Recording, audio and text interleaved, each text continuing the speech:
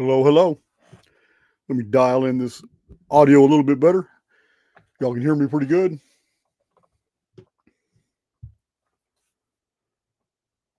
Oh, do we have it going on today? I'll take this off.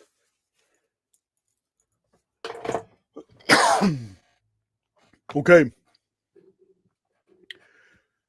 Just like I said, 649 images. We're going to absolutely, completely bury this stupid uniformitarian dating system that has all these self-proclaimed experts, whether they're in alt media or whether they're actually, academics and scientists and all that. They're all, it doesn't matter how intelligent you are. It doesn't even matter what kind of data you bring to the table. When someone has already given you a preconceived model that's based off nothing but error, then everything that you try to fit into that model is not going to work. And that's what's happened with the entire scientific community. It is so ludicrous that when we find something, we automatically say, "Oh, that's Devonian. Oh, that's later Jurassic. It's not early Jurassic. That's later Jurassic." As if that's any different than the Cretaceous period or the Permian period, because it's all made up.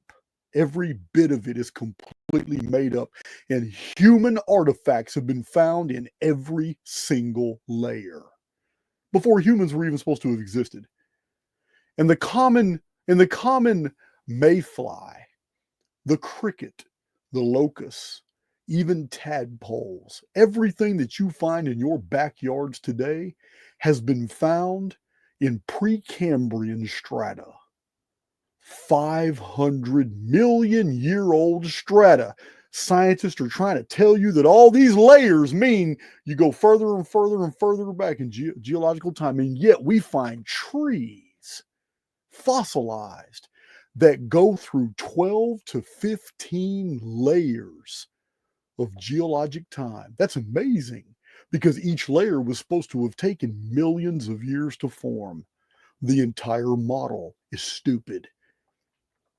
To enforce the stupidity, they have foisted upon the public through William Libby the carbon-14 model, which led to a bunch of other models. We're going to name them in this video. By the time you get to the end of this video, you're going to realize this is so dumb. And yet they will look at you with a straight face, because that's what they've been educated to do, to actually believe in this model.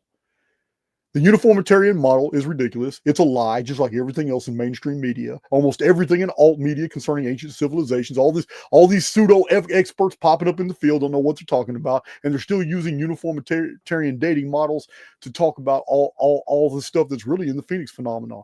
So this is the subject matter, but it's going to be a visual representation, because you need to see. I have never presented it the way I'm going to present it today, and I have hundreds of new images that you've never seen before. So this is going to be pretty exciting, but we do have a few things to announce. So, let's see here.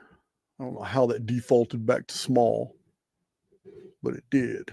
So let's go ahead and increase that size so I can see it. So this video here, first and foremost, I just got back. I haven't even had time to get a t-shirt on or anything, but this is dedicated to CB and Grendel Dark, who traveled from New York and from Austin, Texas, to come hang out with me for a couple of days. We went out to eat like 3 times. We had breakfast together this morning. I think CB's going back to New York. Grendel Dark's going back to Austin pretty soon. But we just hung out. We had a blast. So this video is dedicated to them. Also, Monday, Archaix welcomes Frank Jacobs. Really interesting guy. Been real proactive in his life. Frank Jacobs will be here on Archaix on Monday, and on Tuesday, you already know, it is the official Archaix breakdown of Star Wars: The Empire Strikes Back and The Return of the Jedi. Do not be surprised if the video goes 4 hours. Now, So I posted on X. You guys need to know this.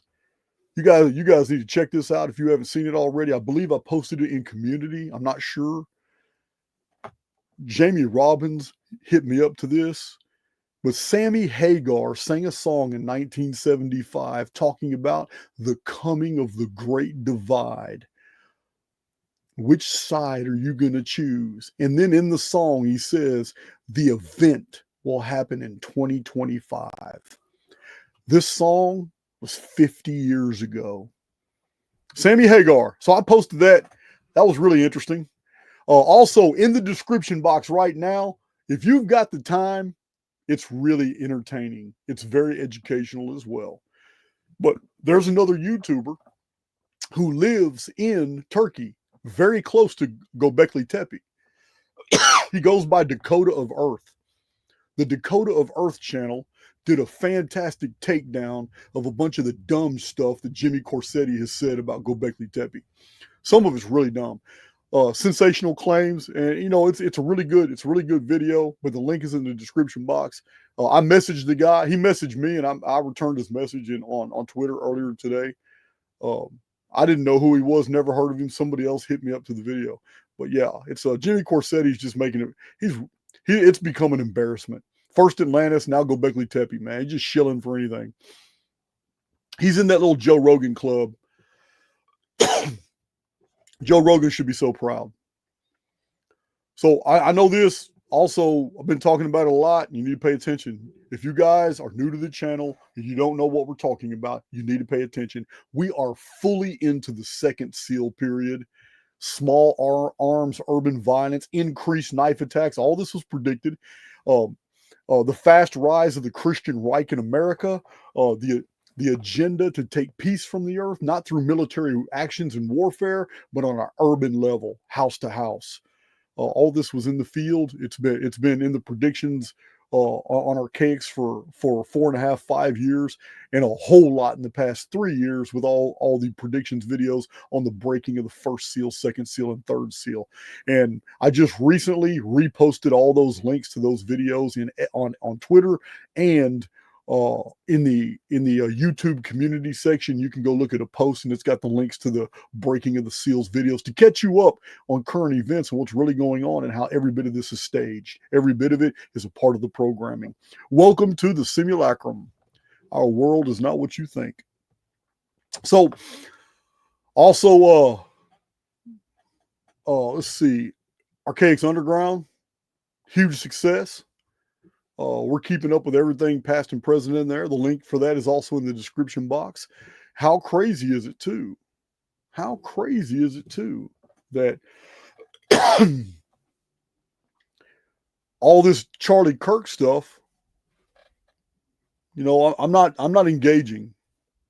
You know what? But all this Charlie Kirk assassination stuff kind of got people forgetting about the dude on the subway that just went out and killed that girl.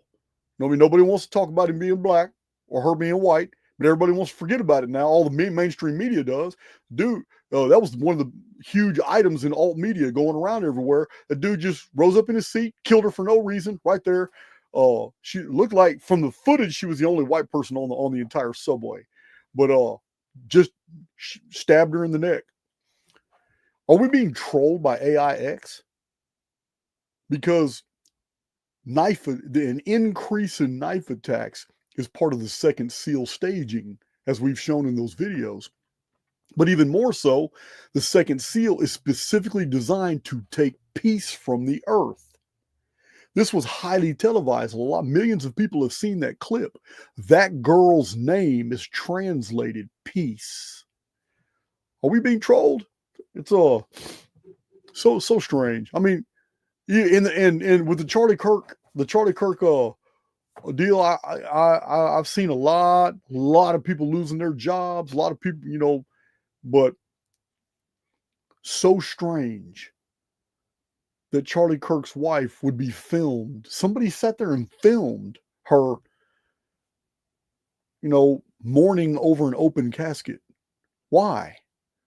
And then why did you take that same film and put it on your Instagram account? So I saw a post by Polly. You guys know Polly on Twitter. Polly asked the right question. Why? Who does this? Why would you go to such lengths to take something so personal and private and just splash it all over media like that?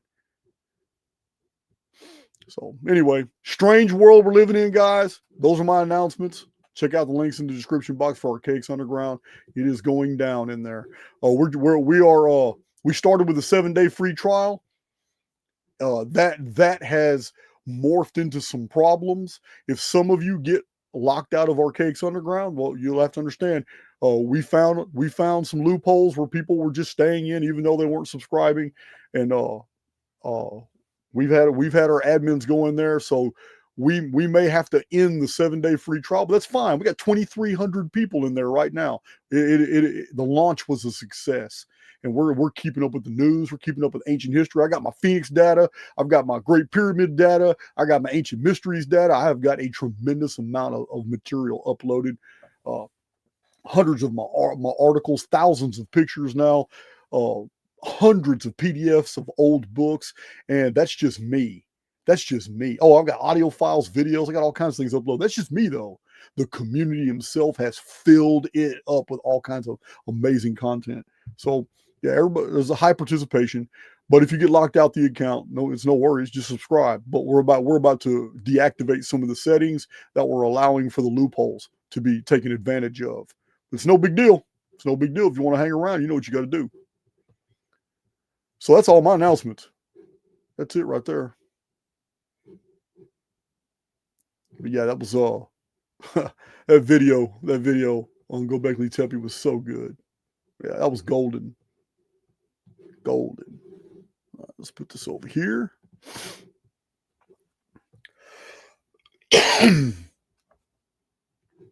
Let's see. Yeah, Lacey, I know. Whole thing. So I'm trying to avoid the whole Charlie Kirk deal.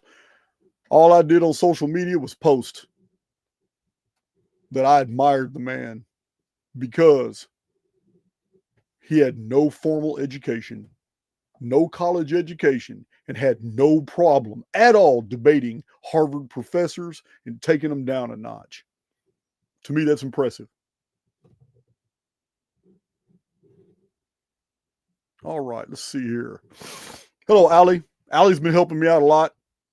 Allie and Jasmine, dynamic duo, helping out a lot on the Archaix Underground. There's a lot of admin stuff to do in there until everything's right.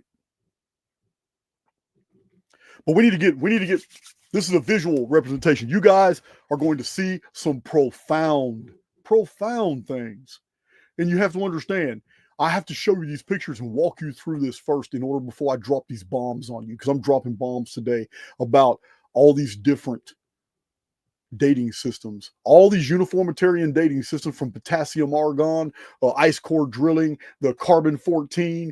There are so many. I'm going to show them to you. There's so many different ones, and yet they are all based on 7 false assumptions, meaning you have to agree that these 7 things are true before you can promote carbon-14 output as true. I'm not exaggerating. The material I'm bringing to the table is the absolute gospel truth about the scientific method dating system, carbon-14 and all that. You literally have to believe in 7 false things in order to be able to promote this. And you're going to know it by the end of the video. Listen, you can ask any of the critics out there, any scientist out there that want to debate this. I don't care what their education is. They can't get around these facts. The book I'm citing is from a scientist who's already exposed all this. So we'll get to it. No t-shirt today, sorry. I'm still wearing what I was wearing for breakfast.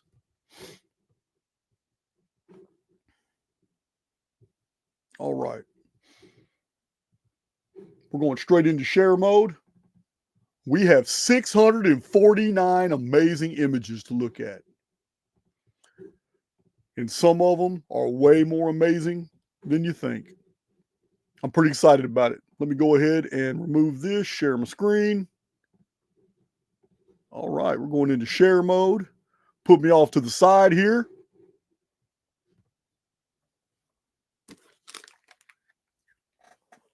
Here we go.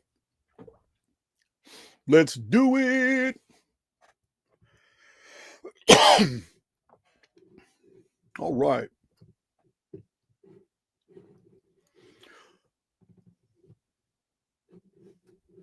Thank you. I think Leslie Pickett's hitting on me. All right. Let's see here. First image. First of all, we need to understand that in the uniformitarian model, petrification process is extremely rare.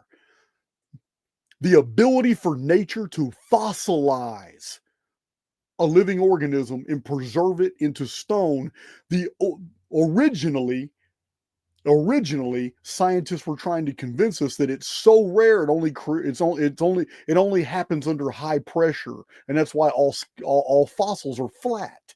And as they're crushed down under high pressure, and that high pressure squeezes out all the oxygen, and all the organic materials in decay are pushed out and are replaced with the surrounding silicates and minerals of whatever the chemical composition and mineral composition of the environment. And while that's half true, they had to rescind that, and they have had to rewrite exactly why fossils appear or petrification occurs, because 3D fossils have been found. Fossils have been found in semi-precious stones now.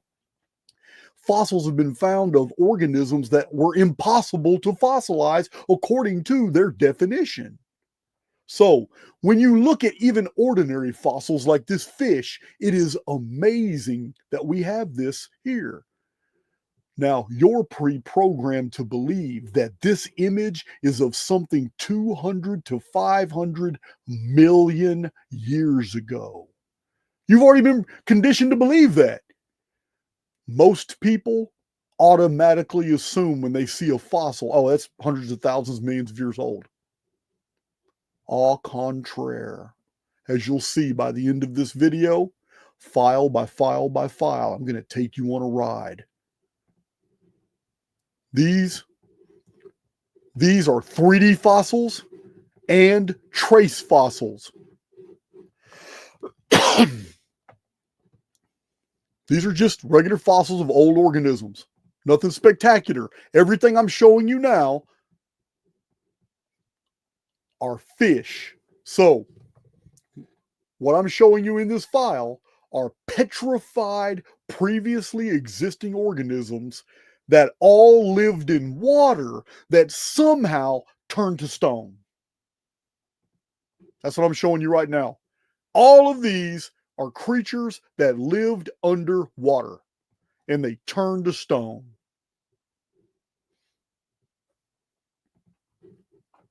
A lot of pictures to go through, so I'm not gonna tarry on a bunch of them. Here's 4 fish right here. Here's a 3D fossil of a fish with an eye almost still intact. Oh, third space added again. Thank you. Thank you, sir. Ma'am. Look at this. That's an ugly one there. That's a deep sea.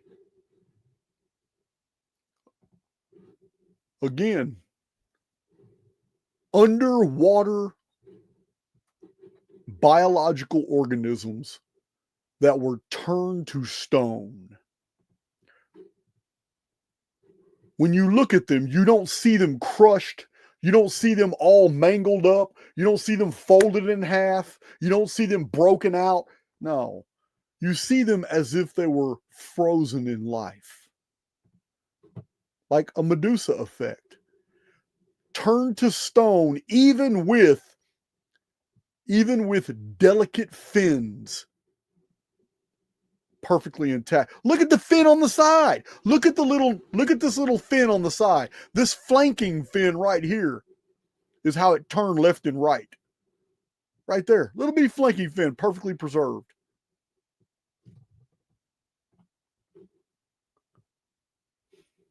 This is the side of a fish. This is a marine organism we're looking down on. How's that possible? Or we might be looking underneath it. Might be upside down. Look at that. This is like bas relief. It's a flat fossil, but it has 3D features.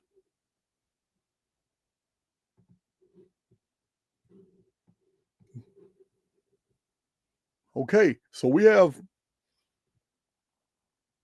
look at that. That's amazing. It's amazing. They were underwater when they were petrified, when they were turned to stone. We've already seen that one. That's an ugly one there. But look at some of those scales. Look at that. Suction cups. Might be from a different creature. I don't know. Look at that. Look at that detail. You can see the diamond scales. They're still preserved.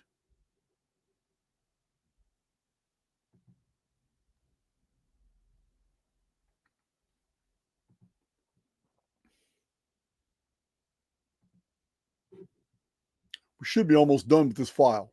I'm just showing you that ordinary, we've already seen that one. Ordinary average fish.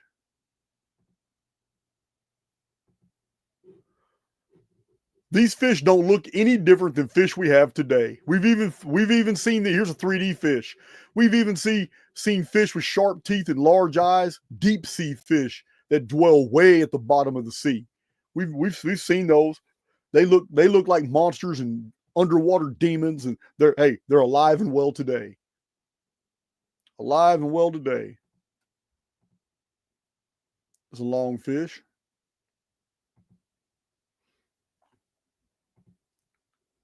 Some of these are repeats. Look at that ugly thing. We've got these right now.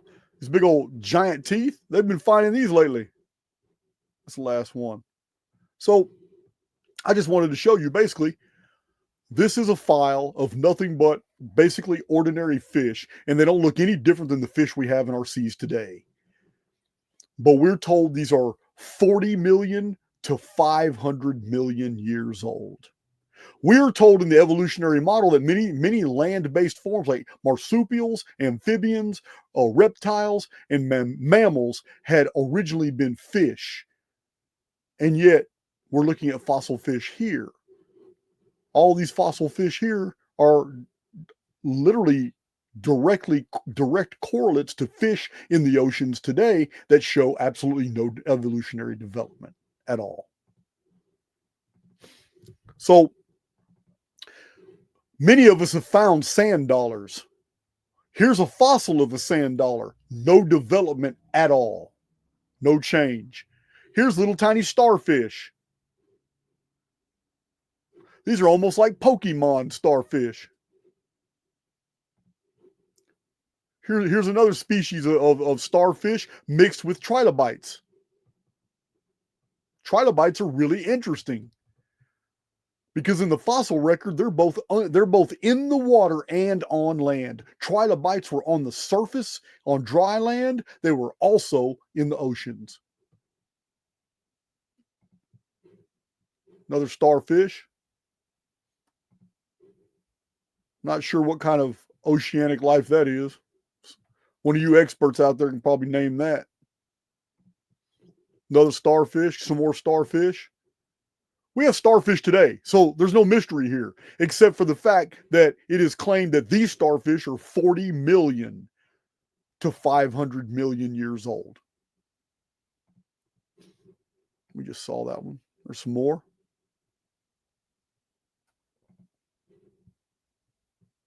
Some detail on that small. That starfish almost has a face right here.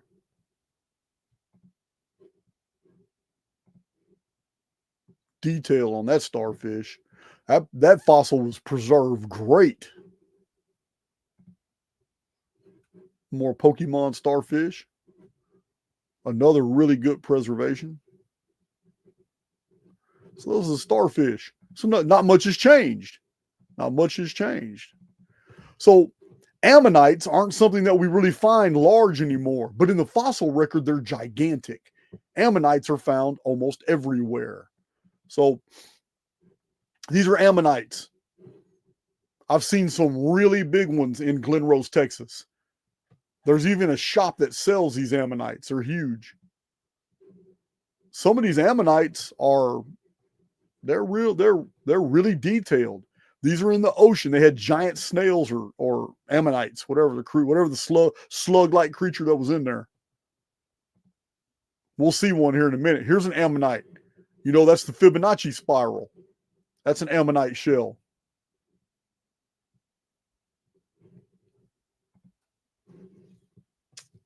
There's an ammonite trace fossil.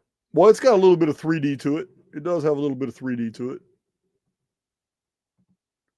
No, these are ammonites.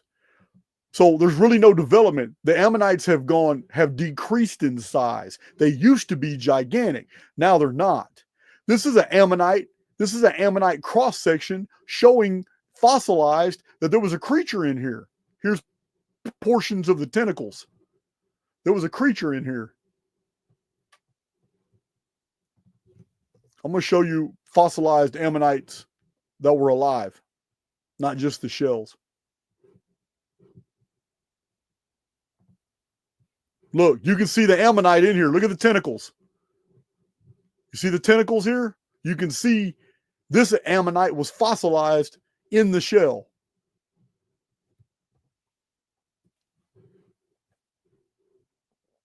So was this one. This is a different one here. Look at the patterning on that ammonite.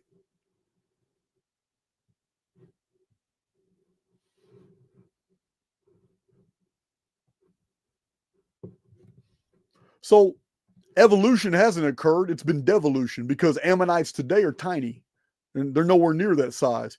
Here's a fossil of an ammonite type shell creature that was inside the shell when it was fossilized.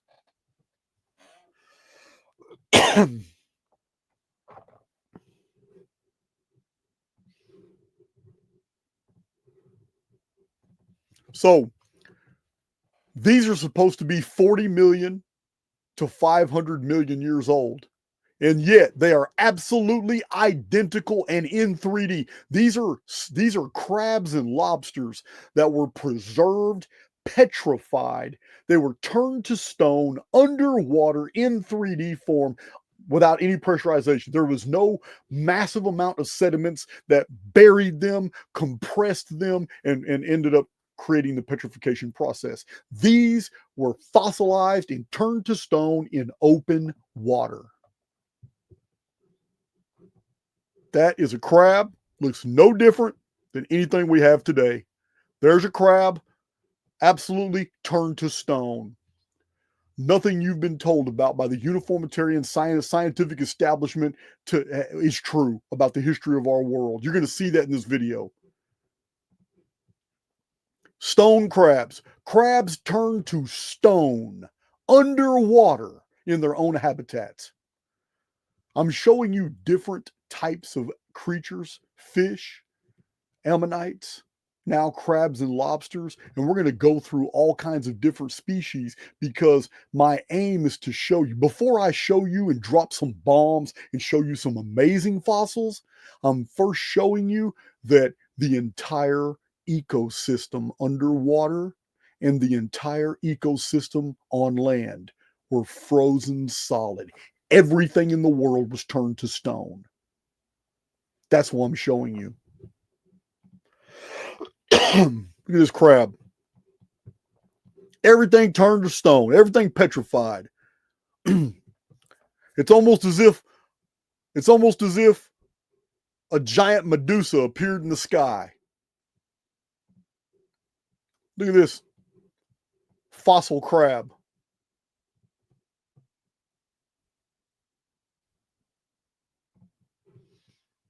Look at that beautiful crab. I think I seen that crab right there on Jack Sparrow. Weren't those the crabs that were chasing Jack Sparrow? I need to do a breakdown of those Jack Sparrow movies because they were showing you some deep stuff about how that ship turned over and it entered into the other world. and that the water was the portal. Yeah, it was badass. Let's see here. Oh, we just saw that one. Look at this. You can see it right here. There's the lobster. Lobster was folded up like it was in the middle of swimming. Justin Oyola, yeah, damn right. The simulacrum shut down. It's a lobster. Another lobster. Here's a trace fossil, a lobster. Look at those antennae out there. He didn't even see it coming. He's just minding his business, got his pinchers out there, got his tail kind of curled up. He's at the bottom. He's a scavenger. He's got his pinchers ready, and he's got his feelers out there, and his antennae are picking up everything moving in the water. The plankton talk to him, minding his business, and just turn to stone just like that. Here's another one.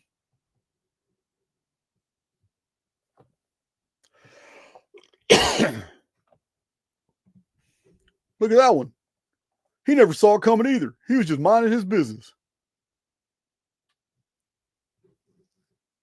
Just minding his business. Turned into a trace fossil. It's another one. Minding his business. Turned into a trace fossil. Another trace fossil.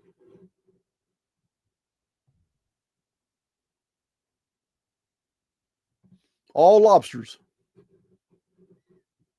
All these are lobsters. Crabs and lobsters is what that file was. So the starfish, the sand dollars, the ammonites, the crabs and lobsters, they represent the bottom of the seabeds. The fish represent, the water. They're swimming in the sea itself. Here's where the mystery deepens a little bit. These are bivalves. What you're looking at are bivalves that have been turned to stone. These were once seashells. These were clams, but they turned to stone. The mystery here is that these bivalves are still shut. And marine biologists know that when a clam or an oyster or a bivalve dies, once it dies, the muscles that hold the clamshell shut relax. They begin to decay. And when they do, the bivalve opens. And that's why in the ocean you always find half shells, unless there's a clam in them or an oyster in them. They're all, you only find half of it washing up on the seashore. These were all petrified while they were yet alive. That's why the bivalves are closed. This is a genuine mystery. This image, it could be argued that only one example has ever been found of this, but it's not true. Bivalves of all different sizes have been found all over the world, and they're shut. When you find fossilized clams and oysters, ordinarily they're shut, meaning they were quite alive when suddenly they were turned to stone. You don't learn this in school. You got to go into the specialist material when scientists are talking in the footnotes, talking about different items that a lot of scientists record the truth, but they don't do it in their monographs, in their monologues. What they do it is they put it in their footnotes. Here's countering evidence right here. Bivalves were found with shells closed. So yeah, man, it's not an exception to the rule. It's the rule. Look at all these bivalves. These are giant ones here. Closed. Shells are closed.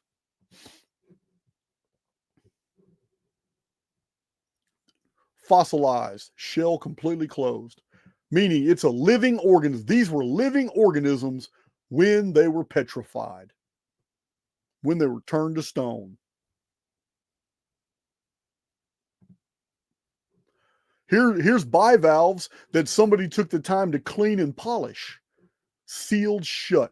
Petrified shut, meaning you can apply an X-ray and you can see the actual bivalve as it was alive inside the shells. There would be no decay. because they were petrified, turned to stone instantly. They never felt a thing. Yeah. I'm going to show you images that show you that the petrification process, the Medusa effect, is not something that happens in minutes. It's not something that happens it happens instantly. Instantly. And life forms that don't fully turn to stone, they decay in the molds that they've created. They do slowly decay. Many life forms, whole land surfaces on the bottom of the sea and above sea level, all turn to stone. Flash frozen into stone. Others flash froze inside their environments and then decayed inside those pockets where their skeletons were later found. Look at all these bivalves. They're all closed.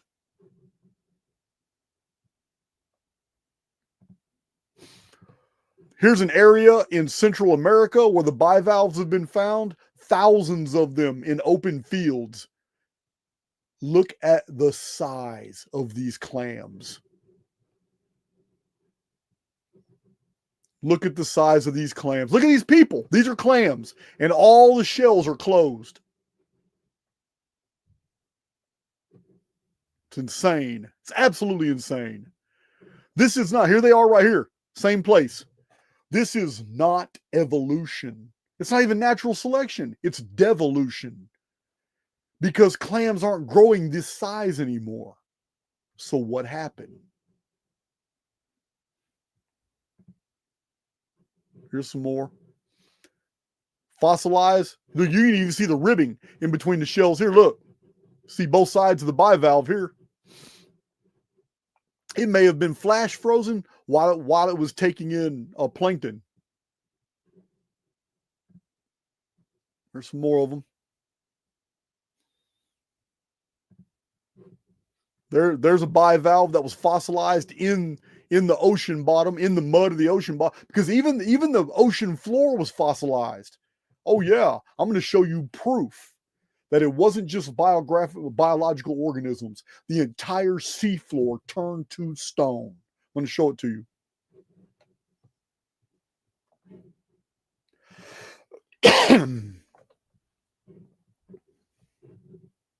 Let's see all this right here. Look at all those bivalves. They haven't moved. This is where they were when it happened. Do you think that those bivalves have been sitting on the ground for 200 million years? Do you have any idea how long 100,000 years is? You're being told from 40 million to 500 million years. That's what uniformitarians try to tell you, that all this happened. All these fossils are, come on, use your heads. Do you think they would have been found openly on the surface like this if these would have happened even 1 million years ago?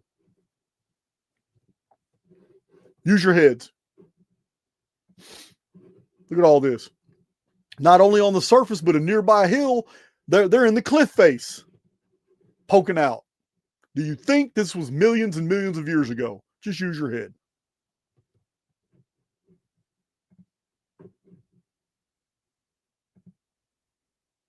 Giant bivalves just sitting. You can really see the shell on that one. Here's a whole bivalve sitting out. You could take that bivalve, x-ray it, and you're going to see the creature inside.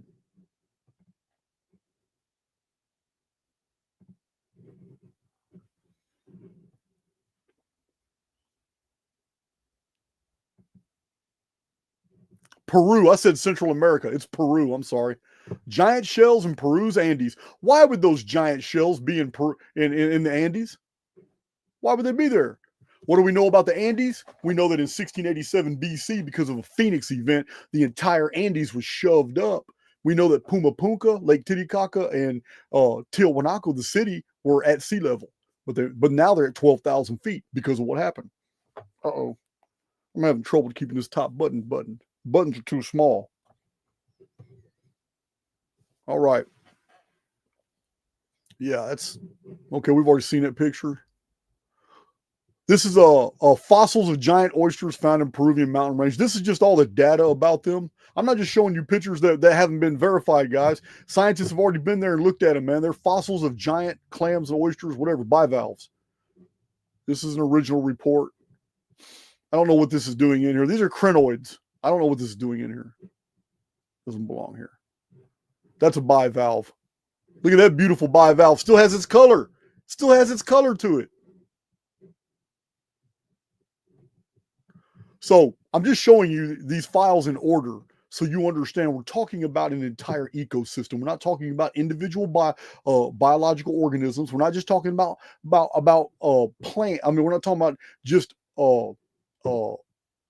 creatures either, because even the undersea plants, these are crinoids on the bottom of the ocean floor. Here's more crinoids. This is bottom of the ocean floor. Again, look, this was turned to stone while it was in water. Turned to stone, petrified while it was in water. How was that possible? I'm going to tell you how it was possible, and many of my Archaix veterans already know how this was done. But I have to get to those pictures before I can just drop that on you right now.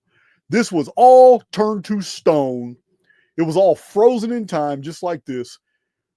The distribution of all this plant material right here is because it was underwater when this was flash frozen right here.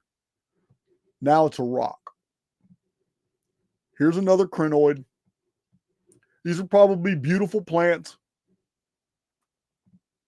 Here's more crinoids.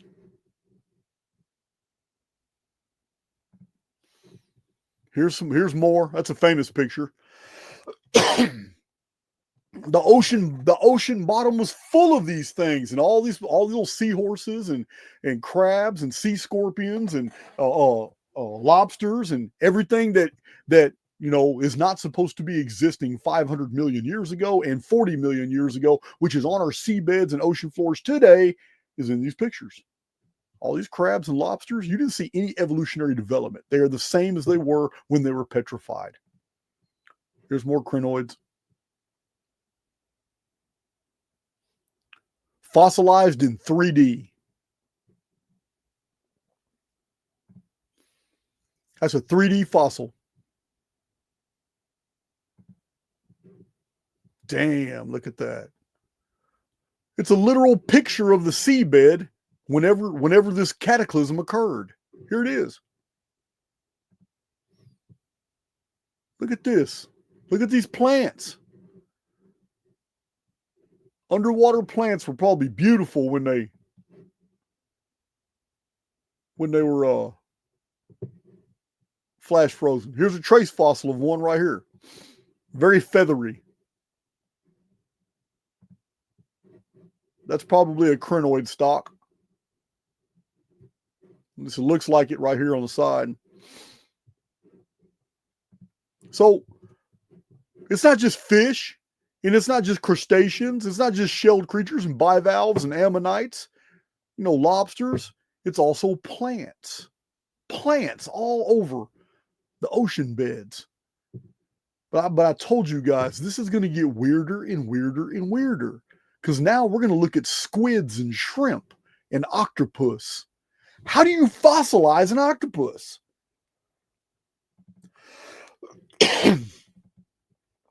This is a fossil, a trace fossil of a squid. You can see the squid's tentacles over here.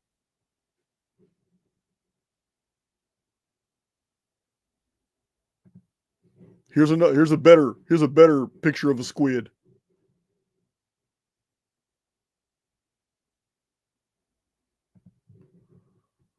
There's the head and tail of a squid.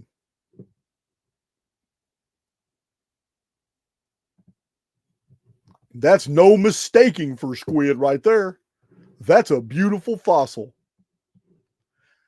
Look at the tentacles as they are in the water. You don't see any rectilinear lines there. Rectilinear lines denote something unnatural when it comes to biological organisms.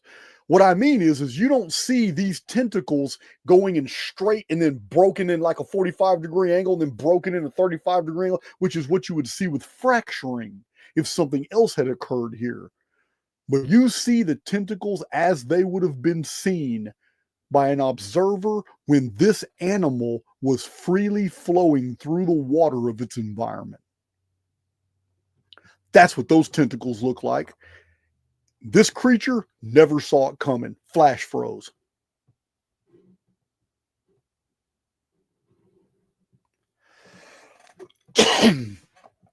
How many of you have eaten these guys? Oh my God, it's from the Jurassic period. You're being told by uniformitarians that this fossil is of a creature that was petrified 65 million years ago. I don't believe that at all.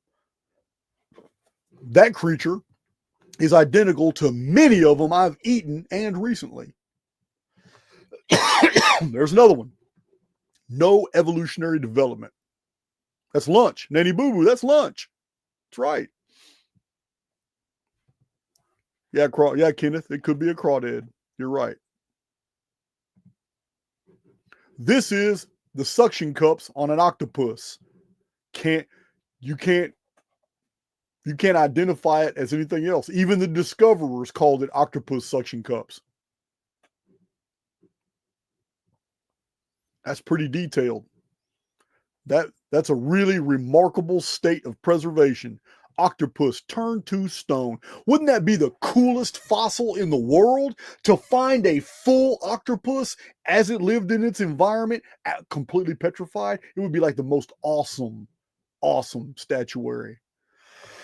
There's another shrimp. Another shrimp. So all these, so I'm showing you, in piecemeal, how incredible this is becoming. Because with the next file, jellyfish, it even gets weirder.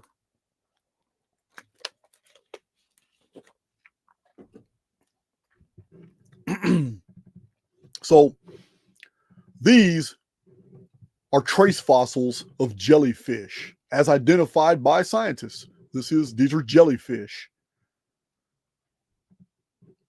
This is clearly a jellyfish. You can easily see the jellyfish here.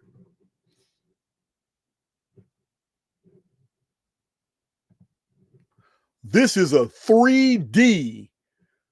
This is a 3D. This is just, see, it says jellyfish right there at the bottom. Jellyfish. This is a 3D petrified fossil of a jellyfish. You are looking at the underside of the umbrella. This is the underside of the jellyfish. There it is right there in 3D.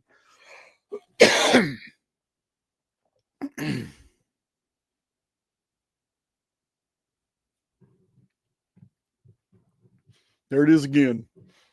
Calling it the Cretaceous period. Do you really believe this is like 45 million years old? Look at that state of preservation. How do you fossilize a jellyfish? It's an invertebrate. It's got no bones. It's got no shell. It's got no hard parts at all. Jellyfish, underside of a jellyfish.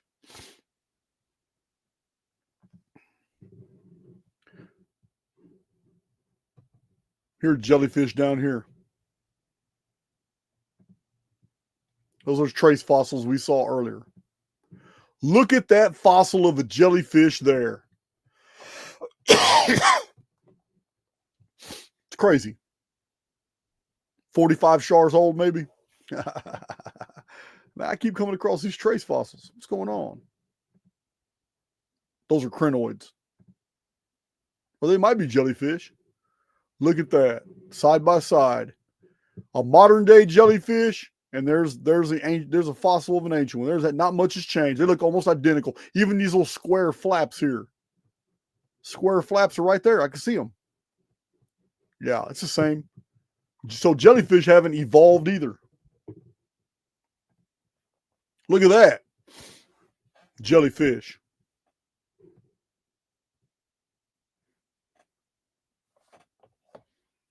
Annie M. Annie M. asked, what about the water? Did it evaporate? Absolutely not. You're going to have your explanation in this video. The entire world petrified, but it was a very special process that allowed it to happen. It's another jellyfish. Look at this. What? Look at that. That's a colony of them moving together. They never saw it coming. They never saw it coming.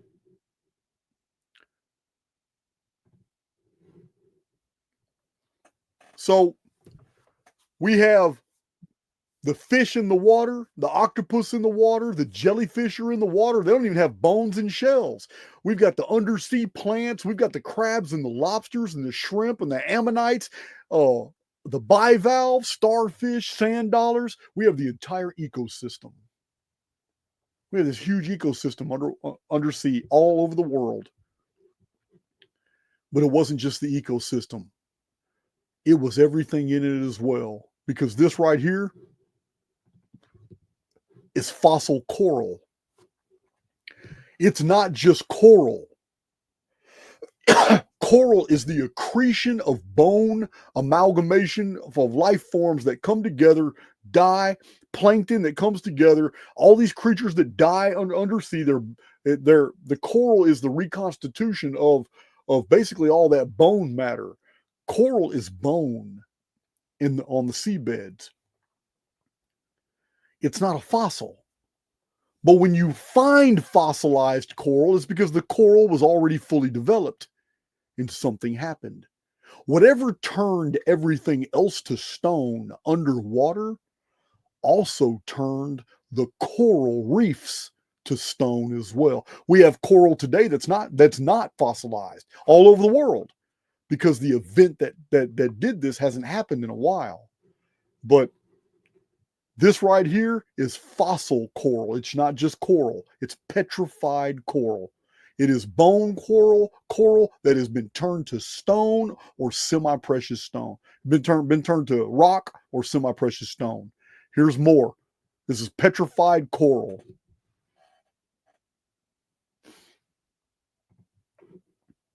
Here's petrified coral that was polished.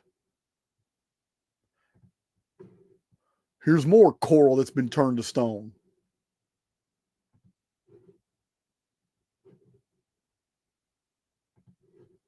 Somebody polished this one too. Beautiful.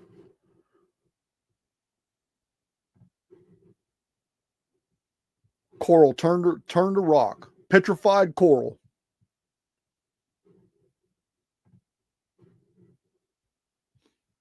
Coral turned to solid rock. We just saw that one. Man. That's like a Mandelbrot set coral.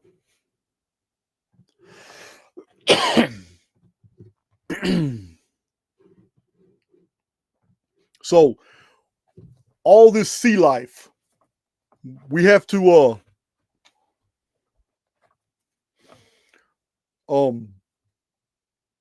fish, starfish, sand dollars, ammonites, crabs, and lobsters, fossil bivalves, undersea plants, squid, shrimp, and octopus, stone jellyfish, fossil coral. Remember, guys, we've probably found less than 0.01% of the fossils that are actually out there. Yeah, humans will never find all the fossils that are buried under all land surfaces everywhere. We're never going to find them. The entire world was petrified. But we found enough fossils to understand exactly what happened. Okay, the entire ocean, everything in it was turned to stone, and it was done in an instant.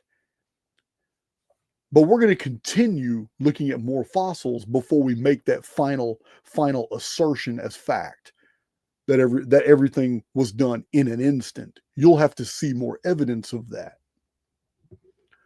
But it wasn't just seawater. Because this right here is a fossil catfish. These are fossil catfish, freshwater fish, also found petrified. So we can assume that streams and lakes were also uh, victims of whatever this event was. Fossil catfish have been found everywhere. Also, the spines. Do you see the size of these spines? These would have been huge catfish. But these are catfish spines. And these are all pictures of fossilized catfish.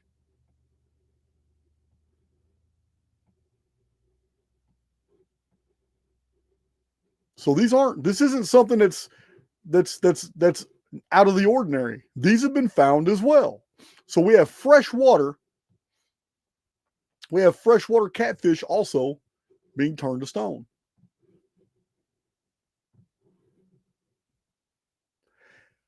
But fish don't live alone. Frogs and turtles are a part of almost every single fish environment. Somebody framed this fossil. There's a frog. Here's another frog. Are you going to tell me that this is 40 to 500 million years old? Part of the hypocrisy is uniformitarians tell us how rare the fossilization process is, but fossils are found everywhere. It's the norm. The more you dig anywhere, you come across fossils. So how is it so rare? Then it undermines the dating system, because if it's so rare, then how can we have fossils for every single geological layer? How can it be so rare? That frog's almost fully intact.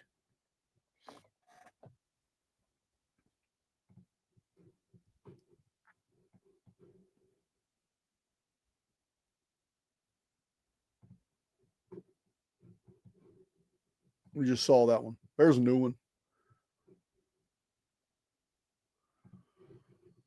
Here's a frog fossilized in 3D with its eyes open. You can even see its eyes were turned to stone without any decay. Look at it. Look at this. This isn't 40 to 500 million years old. This frog was recently turned to stone.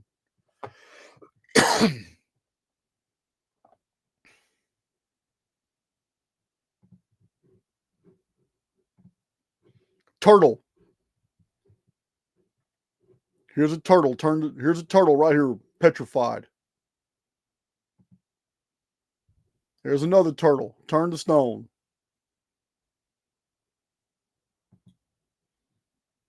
Oh, this is a tadpole.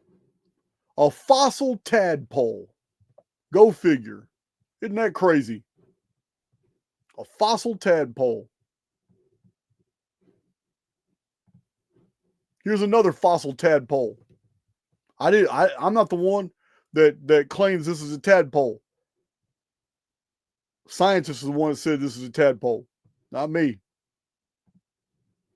Here's another tadpole. Fiona put a little frog on there. That's cute.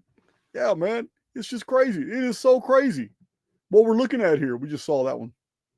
Look at the size of this turtle.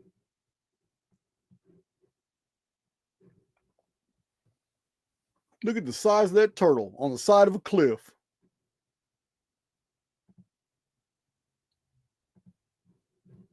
All right, so now we see that frogs, toads, turtles are also a part of the world that was turned to stone. But we're not done. By far. So now,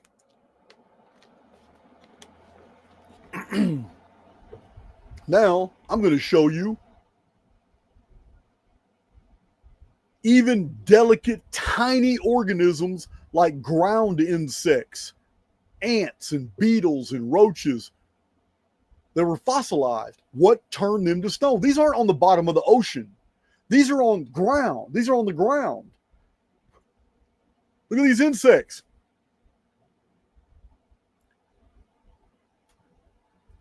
This is a grasshopper. It looks no different than a grasshopper in your backyard. And yet they're telling us it's 45 million years old. Oh, man. If evolution and natural selection was true, that there should be a neighborhood over here with grasshopper people. There should be some sexy girl coming out with real long legs who can jump real high, and she might have antennae that might even turn us on. I don't know, but there would be evolutionary development all over the world for all the creatures that shown to be resilient through history. The grasshopper is resilient. How do we know? Because grasshoppers are everywhere in Texas right now, and yet you're looking at a 45 million year old fossil of a grasshopper. So where are all the grasshopper people? Just ridiculous, man. It's ridiculous what we've been trained to believe. It's all bullshit. The grasshopper has not changed because that was the original coding, and there's no reason for the coding to change at all. A grasshopper remains a grasshopper and produces grasshoppers. And 10,000 years later, it's still grasshoppers. The only changes that ever come are periodically when vapor canopies occur. And when vapor canopies occur, the high pressure environment does create different changes in amphibians and reptiles and fish, and actually has them growing into other things, but it's a part of their genome.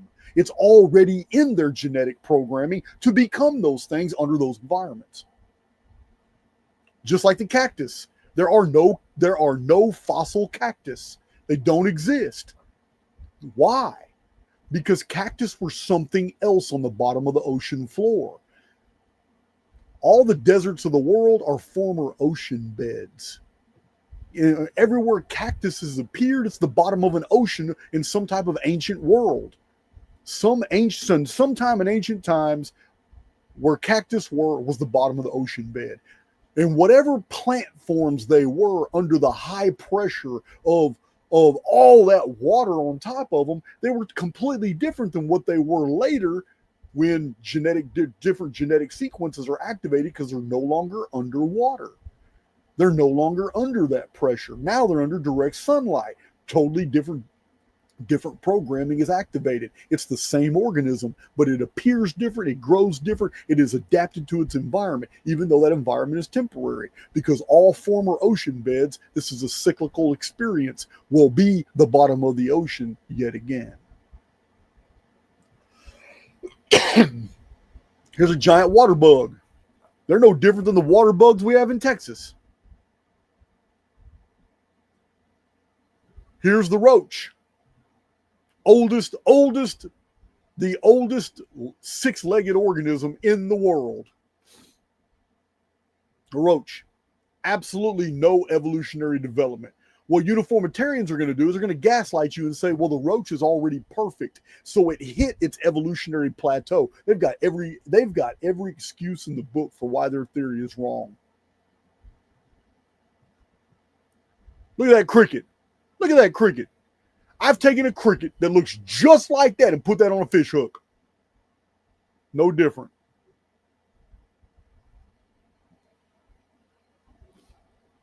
Look at that cricket. You got crickets in your yard just like that.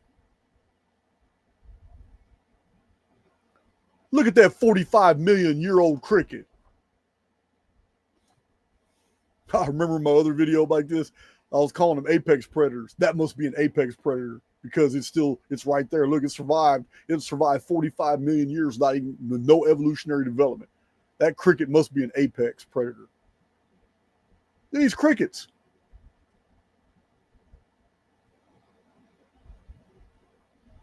That.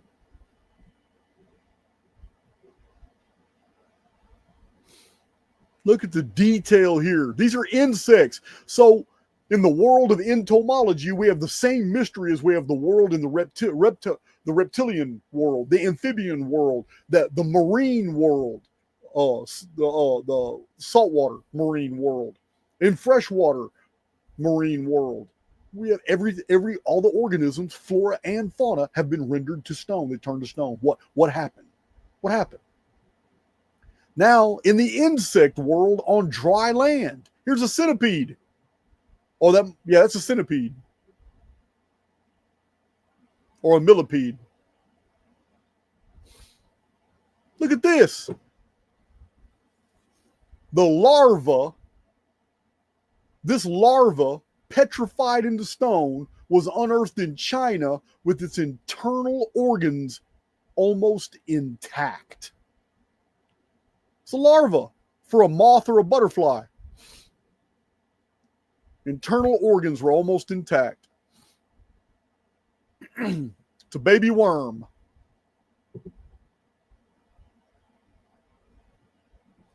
Oh, we just saw that one. Okay, so backyard. We have all these ground insects. All these ground insects now also found fossilized. So I'm going to show you an organism now that has been proven from all the places that it's been found is that trilobites were universal.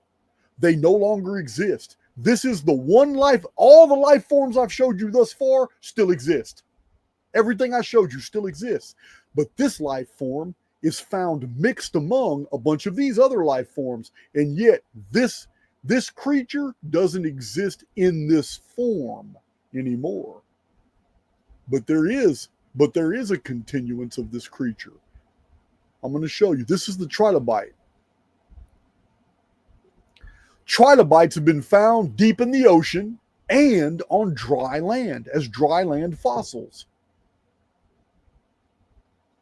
What I'm telling you is trilobites have adapted today and become something else. I spent my childhood collecting them.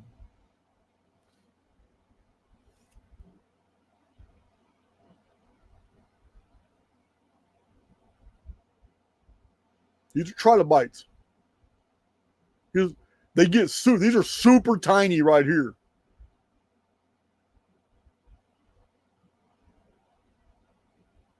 These are much bigger.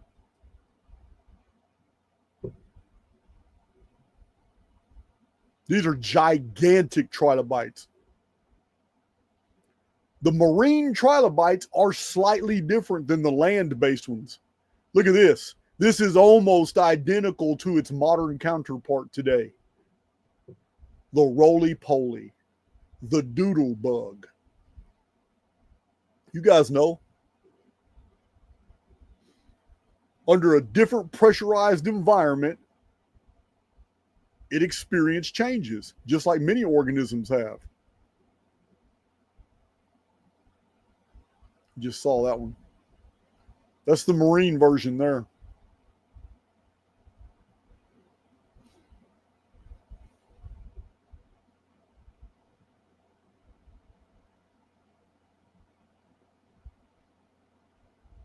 Look at that detail. Such a detailed fossil.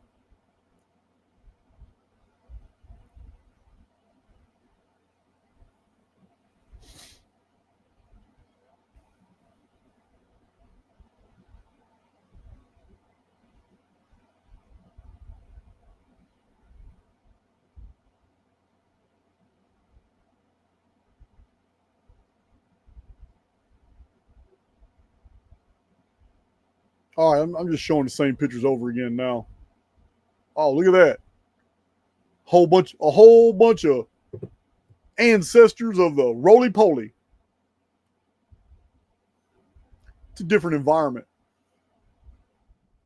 So they had to make some changes. Different environments is why we have so many the same genera, same species of a bird, but it looks so different from island to island. All right. So it's important to note that it's not the amphibians and the reptiles, marine creatures, freshwater, saltwater. It's not just the plants. It's not just the fossils and the bivalves and the frogs. And, listen, it's not just the ground insects and the trilobites. We got to keep going because arachnids are not insects. They have fundamental differences. And yet, in the fossil record, we have spiders. Are they 45 to 200 million years old, as we're told? Are these fossils of the insects really that old? Some of these are super detailed fossils. This guy never saw it coming. Never saw it coming. They never saw it coming. almost perfectly intact arachnids. But we're not done with spiders. We're going to be revisiting spiders here in a minute. I just wanted to show you these to show you that we're not just talking about insects. We're also talking about arachnids. Arachnids as well were a part of that world, and they just flash froze. They petrified, turned stone. So the mystery deepens when we realize it's not just the bottom of the ocean and everything in the seas. It's not just dry land and everything on the ground. This is where it gets really, really weird, because even insects in the air have been absolutely fossilized, just like everything else.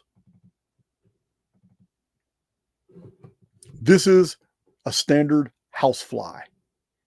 No change whatsoever. Here's a bee. The bee hasn't changed in 45 million years.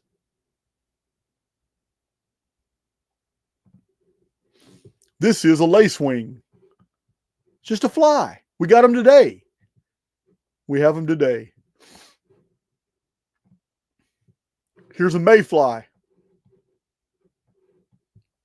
They're telling you it's 45 million years old.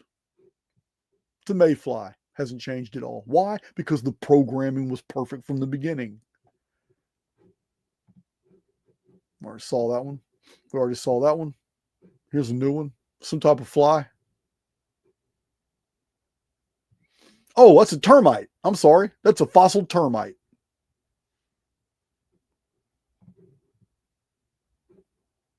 Mosquito. That's a fossil mosquito.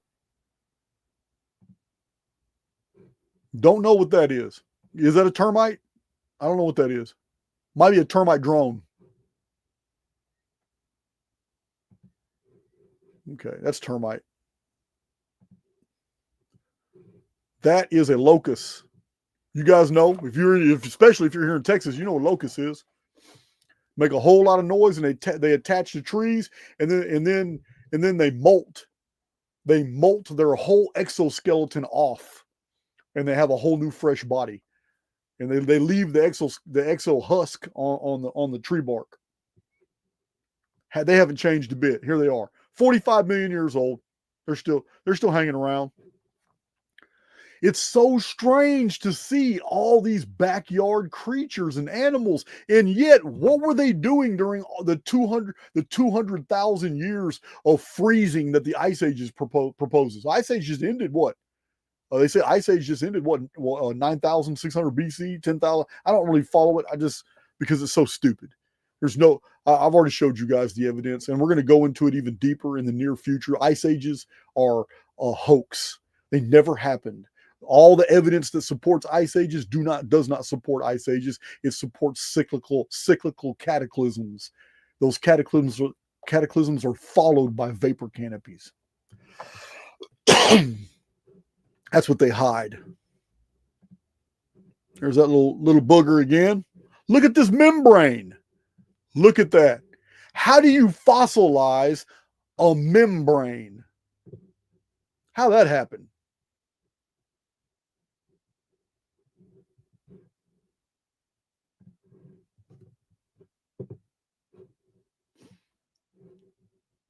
So the mystery deepens, because now we're fossilizing creatures as if they were in mid-flight. Fossils of creatures as if they were in mid-flight. What is going on here? How are these life forms so perfectly preserved? Even the membranes, even patterning on the membranes. Cool, Nick, we're going to get to it. The whole world petrified because something happened, and it was in an instant. Look at that.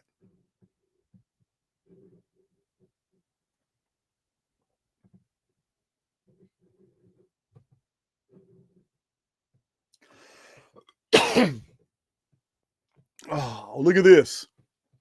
Look at this.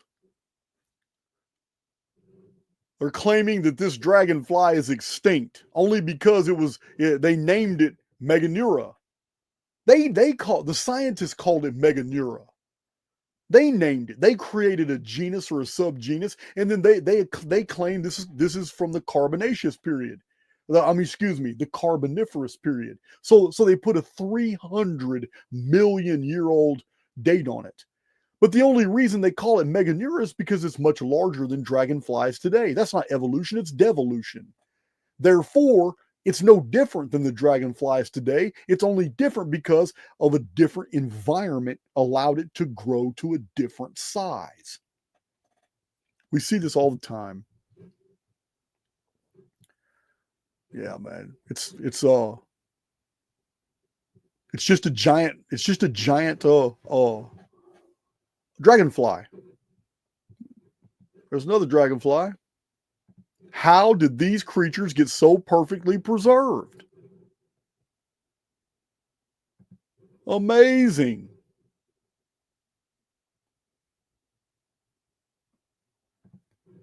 So amazing. Look at that.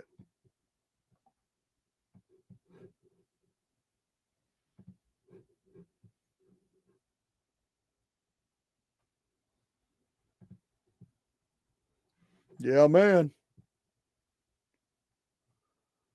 So these membranes are just like the jellyfish. They're extremely delicate. They're invertebrates, and yet they're perfectly found encased in they're petrified. They were petrified from the ocean bottom to the air above the ground on dry land. We're finding that everything was turned to stone in an instant.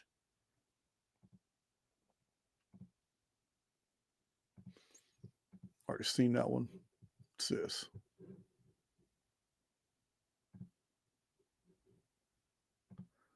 I think we're just doing repeat now. Oh, wait a minute. There's something different. All right, that's the last one. So the dragonflies are pretty compelling evidence because of the membranes. How do you petrify something as delicate as the membrane on a dragonfly? How do you turn it to stone? Well, it'd be the same mechanism that turned to stone the jellyfish, which are invertebrates, and all the delicate plants that are found. But this process froze solid into solid stone, everything from the ocean beds all the way to dry ground. And if it was just dragonflies, there would be an argument for some type of exclusion here, that maybe we're not identifying the phenomenon correctly, but it's not. We have the same thing in the world of moths and butterflies. It can be said that their wings are even more delicate because dragonfly wings have plasticity to them, the membrane. Moth and butterfly wings are very delicate. And yet, here they are, preserved in stone, petrified perfectly. Some of these are beautiful.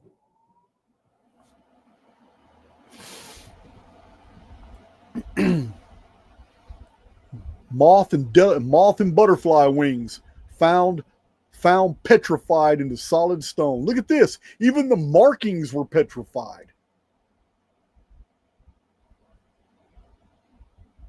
Look at that.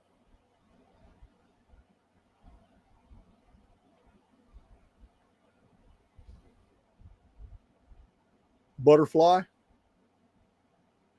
moth.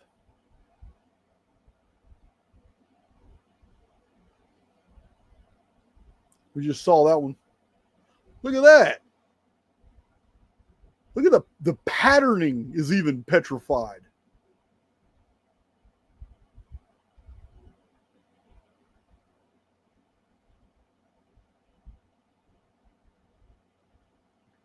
There's a moth. We just saw him. Saw him already. There's a new one. Man, how does these pictures keep getting in here over and over? I got to go through this file. It is just, it's shocking how well preserved. These are little tiny insects. These are the delicate organisms with even more delicate parts fossilized into stone.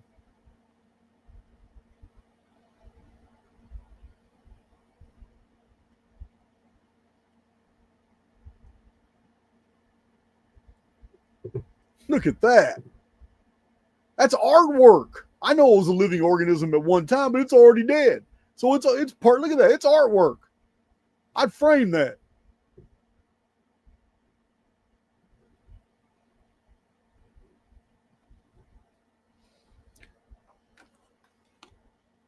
So you haven't even seen the coolest fossils yet. I've already showed a whole bunch of pictures, and we're not even halfway done with this presentation. You haven't even seen the cool shit yet.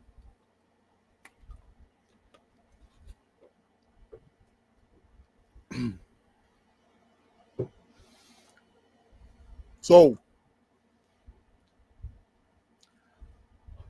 the ancient world, when this happened, when all this occurred, in this massive cataclysm that instantly flash froze every organism on land and all the way to the bottom of the ocean at the exact same time, it was a land where conifers were all over the world.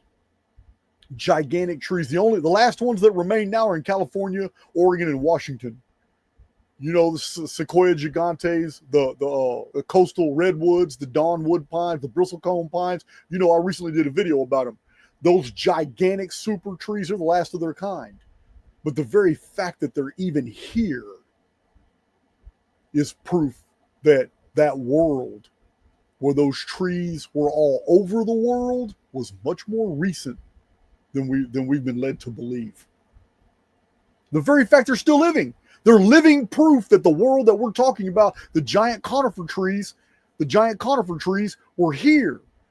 But we have more proof of it, and it comes in the form of amazing amber fossils. That world was much more recent than we've been told. Those gigantic trees that produce, those are conifers, those that produce that resin that made the amber fossils that we have today, many of those trees are still alive on the west coast of North America. Because of those giant conifer trees, that are still existing, we have a window into the past to understand that we're not dealing with some forests that produce these amber artifacts were not produced 40 million years ago. They weren't produced 65 million years ago. These fossils weren't even produced 500,000 years ago. The trees that produce these fossils still exist in California, in Oregon, and in Washington, high up in the Sierra Nevadas. Those are where the most gigantic trees in the world are today. They are the last vestiges of the world that we're reviewing right now, and it wasn't but a few thousand years ago when all of this happened. How do we know? We're going to get to that, because I'm not just showing you fossils today of animals, of flora and fauna and ecosystems. I'm going to show you a whole file of human artifacts and fossils, because they were all petrified at the exact same time. Amber, right here. Look, arachnids and flies, guys. They haven't changed. They're the exact same forms that we see today. Amber is excellent because it shows us there's no decay. It's not like a fossil that just shows you the stone imprint or whatever. With the amber, we get the 3D of what the insect looked like. And what scientists have been baffled by is that the insects that have been found in amber are the same ones that are found in your backyard today. And yet they still try to tell you, they gaslight you, oh, this is 300 million years old. These insects still exist today.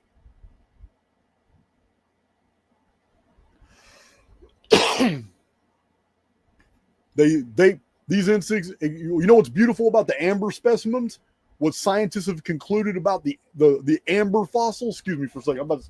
My AC is blowing directly on me. I'm freezing in here. I need to turn it off.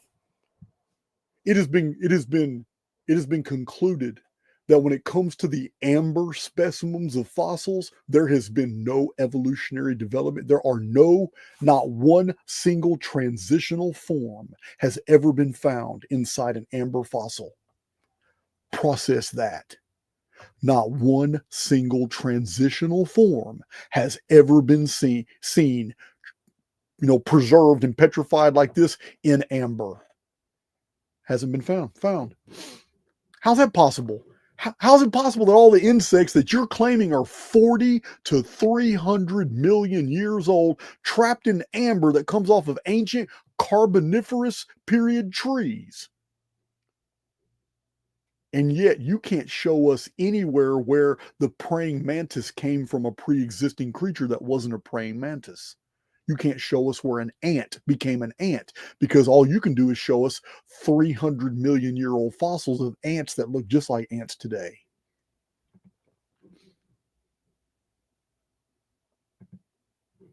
All these insects exist today, but you're told these are you're told these are 40 to 300 million years old. You got to know when the scientific community is gaslighting you. Just like the media, just like government. This exact same centipede is all over. I've seen so many pictures of living centipedes that look just like that.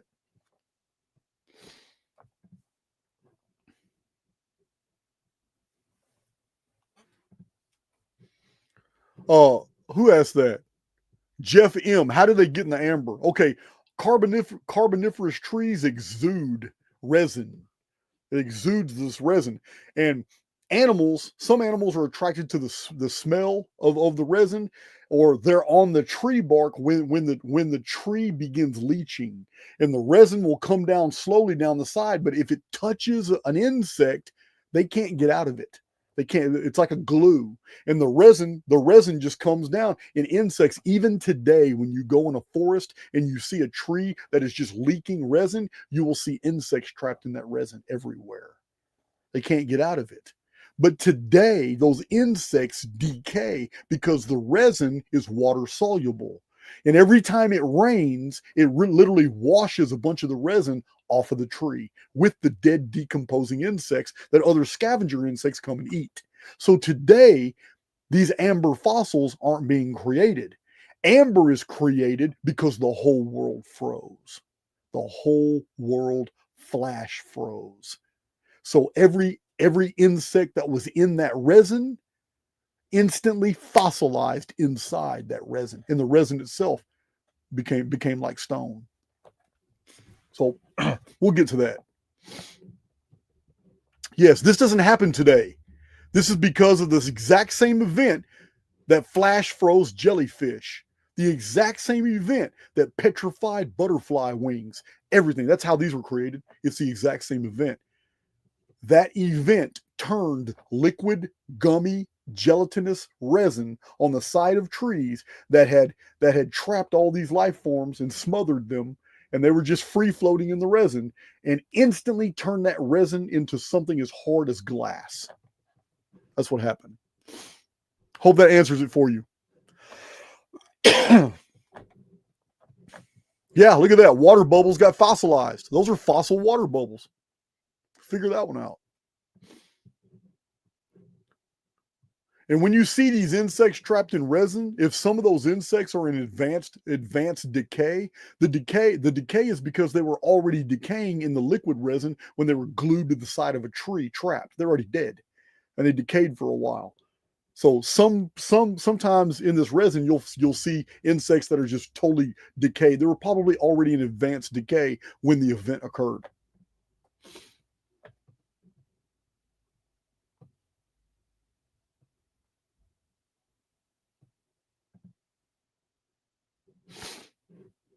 Somebody said John Levy in the chat. Well, shoot, he's more than welcome to come on my channel. whenever he wants to. Let's see. Here's more insects. Look at that. Look at that.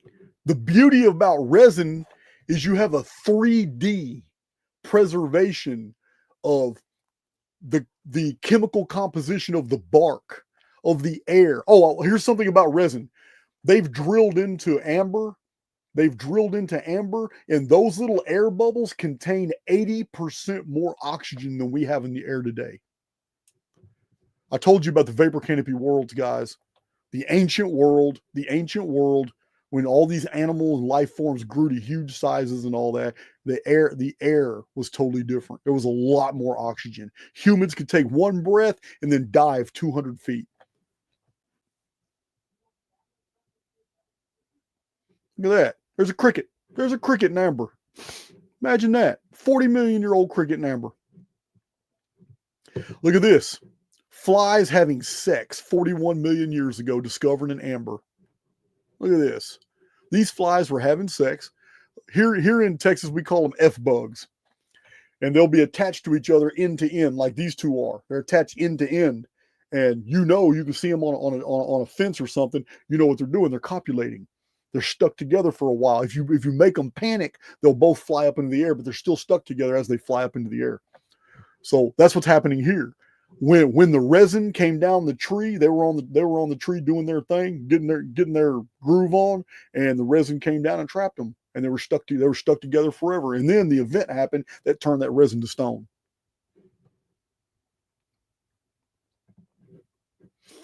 Look at this. A very rare fossil, but it's famous. A little salamander that looks just like salamanders today in 40 million year old amber.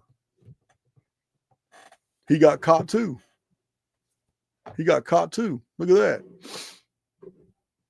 No evolutionary development. Remember, guys, this is a fact.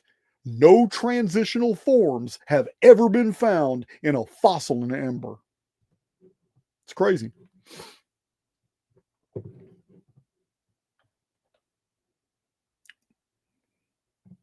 Spiders. Look at the membranes. Ladybug. We got ladybugs today. Look at that. We got ladybugs today. Here's a 40 million year old ladybug. Doesn't look no different than ladybugs in Texas.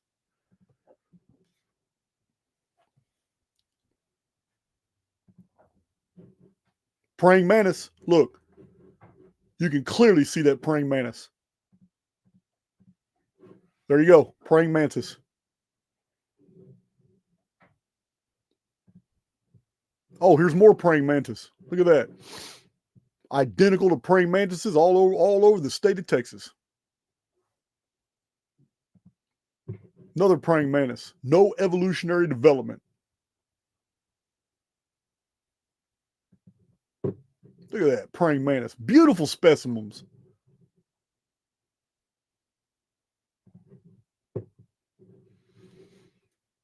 Here's one of those mosquito eaters. This fossil, discovered in Montana dating from over 46 million years ago, proves that mosquitoes were a nuisance for dinosaurs as well. Wow. Gaslighting the shit out of us. People just don't know, man. They really believe that shit. None of this was 40 million years ago.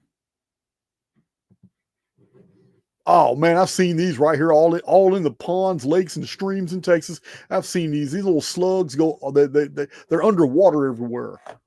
They're like a cousin of the doodle bug.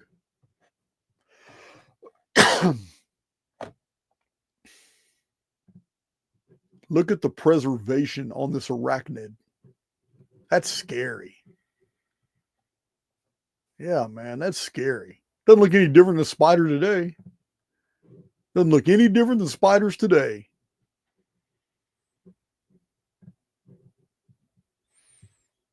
Look at that. Spider got caught. Looks like the fly was already trapped. The fly was already trapped and buzzing its wings in the amber. And the spider said, man, I got lunch right here. And he got stuck too. Look at that 3D preservation. It's art, man. It's so crazy. Can you imagine all the genetic material that's here? It's here. Look at the detail in here of all the little things that were existing in that world that all got caught up in that petrification.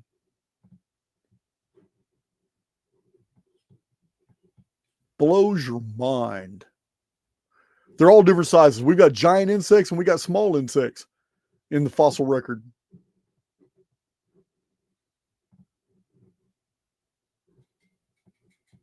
Man, that's some Lord of the Rings shit there.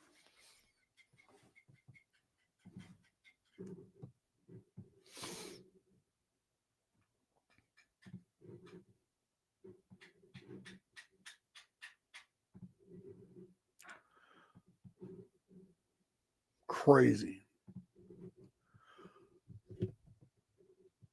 So crazy. Look at that detail. You're going to tell me this is 40 million years old? Come on, man. Stop it. Our world is not what you think, guys. I tell you all the time. This is this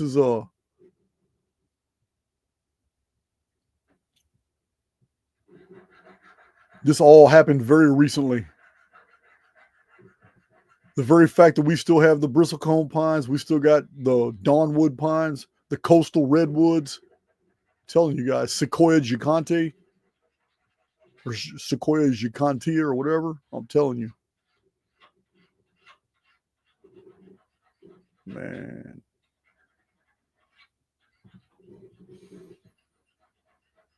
All right. Wow. Wow, wow, wow. Look at that. Look at that. Look at that detail.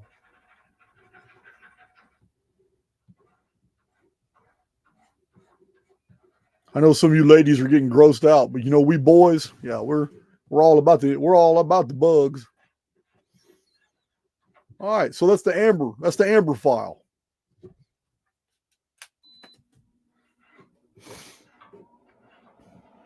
So remember, it's a data point. It's a very good data point that you have to take in consideration when I'm showing you all these fossils. All over the world, everything turned to stone, petrified. Land, sea, and air. But not only that, but some of the clues that are in the fossils themselves are of organisms that still exist all today. They all exist today, and without any transitional forms. They are identical to their ancient counterparts, and yet you are told these are 40 to 300 million years old. Somebody's lying. Now, also, amber has produced many fossil finds, like I just showed you. Beautiful fossil finds, not just of insects, and yet it is incredibly condemning to the uniformitarian model that not one transitional form has ever been found inside of amber. Now, no transitional forms have ever been found in any fossils, although they gaslight you and try to say that this is that and this is that. It's a lot of it's all gaslighting. But all the fossils I've just showed you, many of them are very, very famous fossils. They're of things that exist today. The only exception is the trilobite. And yet the trilobite has a counterpart today in the doodlebug, the roly-poly.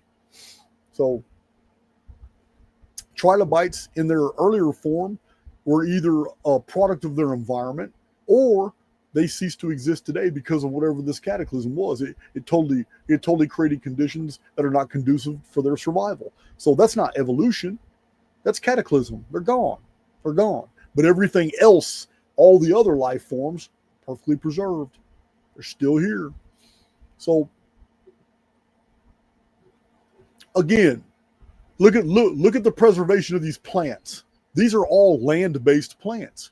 These are all on dry ground. I'm going to go through them fast. I still have a lot to show you guys. These are plants. Look at the detail in these ferns. They're no different than ferns today. Look at this. Look at that. That's a flower. How'd that happen? This is, you know what? That might be an undersea crinoid. That shouldn't be in here. Look at these leaves. Look at these leaves right here. Those may be crinoids too, underwater. Here's dry land. There's sycamore. This is a sycamore leaf. What is the sycamore leaf doing in the fossil record? I'm going to tell you what it's doing. Because the sycamore tree is perfect. It was made perfect from the beginning. Cottonwood tree. Oh man, look at that. That's a cottonwood tree. No change whatsoever. That's underwater. A flower. Look at that. A fossilized flower. Go figure. Yeah, graybeard, it's an apex predator tree. We can call it a dendrite. Man, they sell these at Home Depot. Come get your 40 million year old plant right here at Home Depot in the garden section.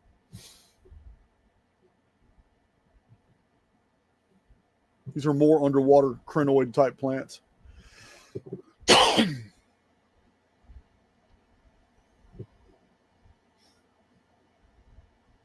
Man, look at this. What? What? Oh, a fossilized mushroom. Look at that. A fossilized mushroom, a 3D mushroom. There's another one. There's another solid stone 3D mushroom. I know some people would love to have that as an ornament. Another mushroom. A fossil mushroom. Go figure. Just like today. Look at that. A fossilized pine cone. What's a pine cone? It comes off carboniferous trees. Pine trees.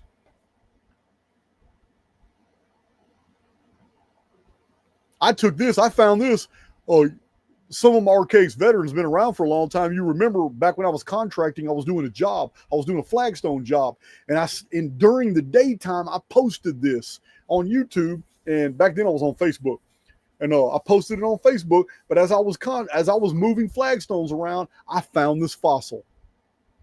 I put my glasses right next to it and photographed it. I don't know what it is. It looks like plant stalks. There it is again. See, it's got buds on the end, something. But anyway, I didn't know what it was, but I took a picture of it. Look at that, fossil flowers. Fossil flowers. Undersea crinoids again. That's a plant. That's a leaf off a tree. I'm not sure what this is. Is this a lobster? That's a lobster. I shouldn't be here. That's a fossil lobster. It shouldn't be here. After the show, I'm going to go put it back in its run. Palm frond or something. No. Oh, no, I'm sorry. I just was looking at it wrong. That's another Home Depot plant. Look at these fossils. Look at these fossils.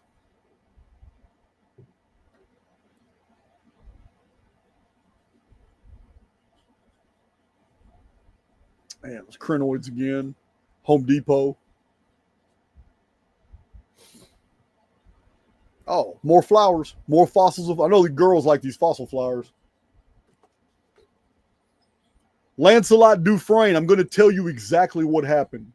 Because the model of history you've been given is total BS. But I'm showing all these fossils because I'm leading up to it. I'm going to explain to you what in the hell happened to petrify and turn to stone everything on the seafloor, everything in the sea water, everything on dry land, and everything on the air at the exact same time. Why it all turned petrified. Why the entire world was flash frozen, turned to rock. I'm going to explain it.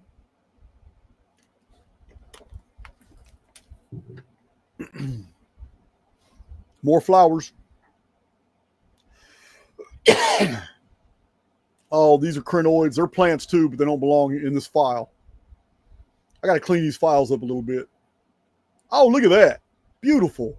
Beautiful. It's kind of blurry. I've already seen that. No, we didn't. This is the first time we saw that one.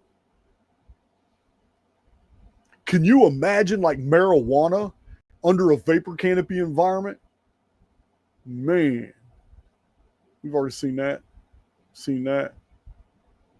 I got a bunch of doubles in this file. There's another flower. There's the last picture is a flower. I think that would be cool.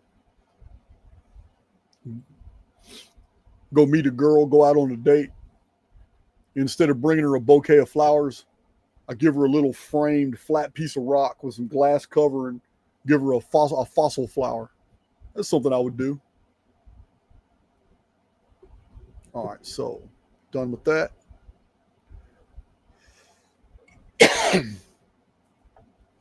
Okay, so we've covered on dry land, we've covered flying insects, ground-based insects, we've covered toads and turtles, and we've covered ground plants, and you already know fossilized. I didn't even think about fossilized wood for this video. Fossilized wood is everywhere. So we know whole forests were turned to stone. Fossil wood is everywhere. All you got to do is go to Arizona. Go to the petrified forest in Arizona. You know what I'm talking about. All that was turned to stone. So fossil wood is another good clue, but it's not. I didn't really include it here. But we can't ignore that reptiles. These are advanced organisms. We're not talking about fish anymore. We're not talking about jellyfish anymore. We're not talking about starfish and sand dollars. We're talking about advanced organisms that according to the evolutionary uniformitarian model would have taken millions of years to develop from fish. Here they are.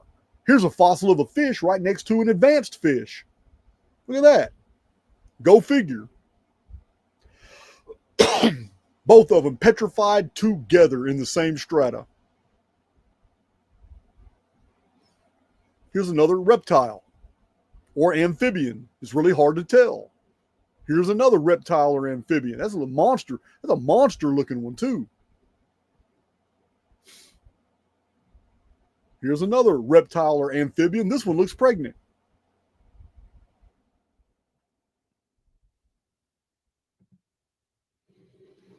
Another reptile. These are all reptiles. This is a pterodactyl, flying reptile. I'm just showing these because we have reptiles that are also petrified, and yet petrification is supposed to be so rare. And yet we have trace fossils, which are life forms that petrified under extreme high pressure. And all that's left is a flat little trace of what they looked like. That's why they're called trace fossils. And then we have these here. This is a 3D fossil. It wasn't crushed. It wasn't pressed. There was no pressure involved. It just turned stone. Reptile jawbone. Look at this. This is a 3D rattlesnake. This is a rattlesnake fossil. This is one of them that they X-rayed in Glen Rose. It's supposed to be 65 million years old. If fossilization is so rare, how come it happened in every single geological layer?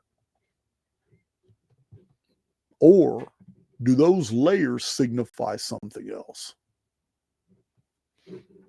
Reptile skin. They're calling it dinosaur skin, but you know it's reptile skin.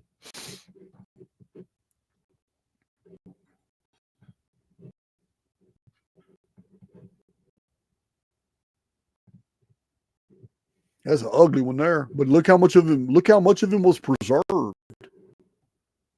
Such a bizarre fossil.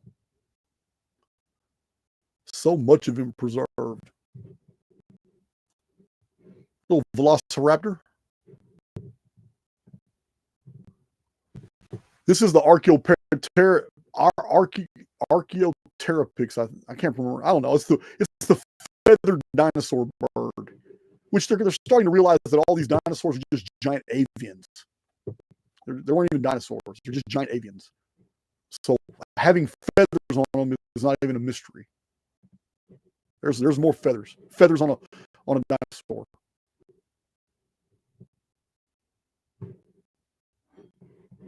Those are feathers.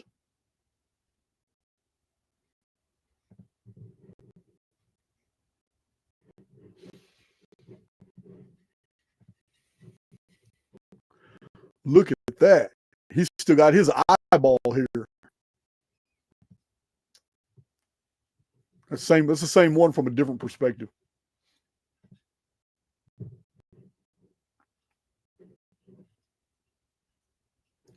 They're saying this dates to 110 million years ago. But again, that's uniformitarian dating. It's not true.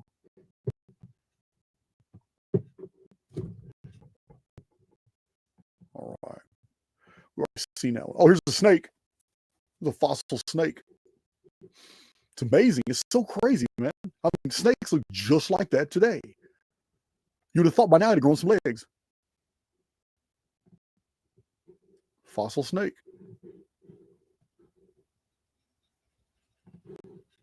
So there's a reptile file. So we're getting into more and more unique, unbelievable fossils.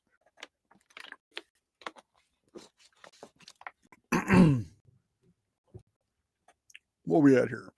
Hour and 55 minutes. Well, y'all bear with me. We probably got another hour to go.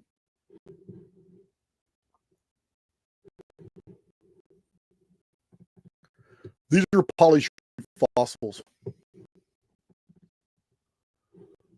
Polystrate fossils with geological ages, with all these geological ages being millions of years old. All these are millions of years, each one.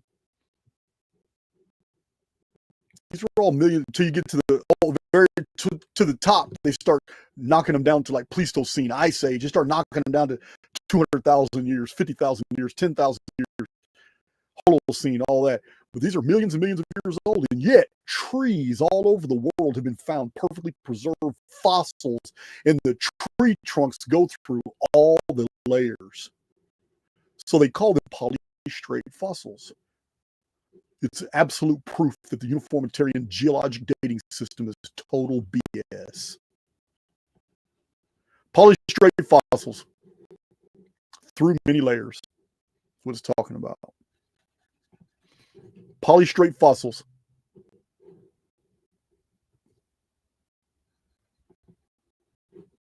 There's a tree trunk right there. Polystrate fossil going through layers of geology.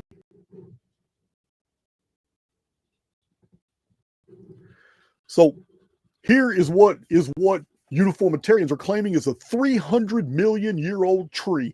You know why they're saying that this tree found in a cave underground is 300 million years old? Because it was found in a coal mine. In a coal mine. These coal miners, as they were excavating the area out and pulling all the coal out, they come across this tree underground. We'll be getting to coal mines here in a minute. Here's a polystrate fossil.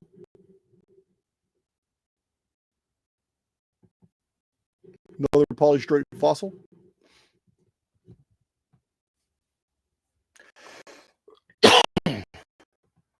These are polystrate fossils. These trees that were turned to stone are evidently hundreds of millions of years old because they go through a bunch of layers. I'm just saying that's the uniformitarian model. Don't laugh at me. Here's polystrate pillar. Actually, that's a tree. It is so bizarre.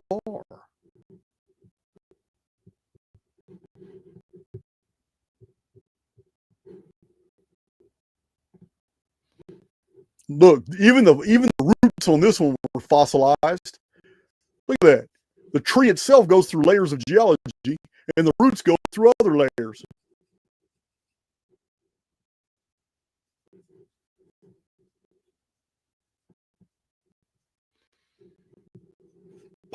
Polystrate fossils that have been removed.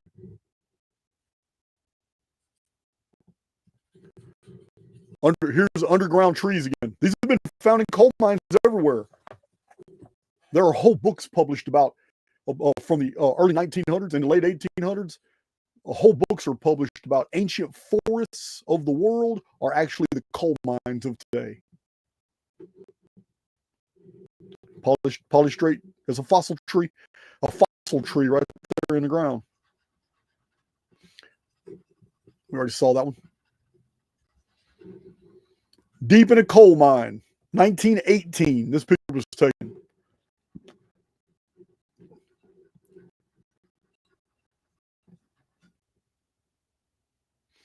The stump of a tree, a Sicilian. They say this is a silicified Permian tree trunk. Permian's 500 million years old. It's so stupid. Just because they found this tree trunk underground, they're going to say it's 500 million years old. It's so dumb.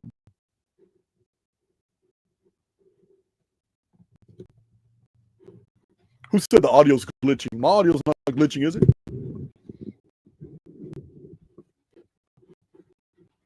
You guys can hear me pretty good?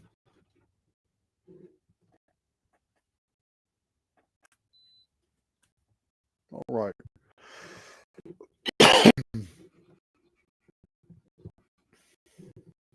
All right. Let's see here. Other people say no.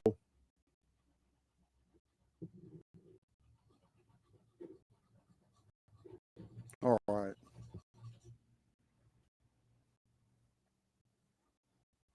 When you say glitching, what do you mean? I mean, I got a strong bandwidth. Are you talking about any noise in the background? I'll turn this up. I'll turn that up.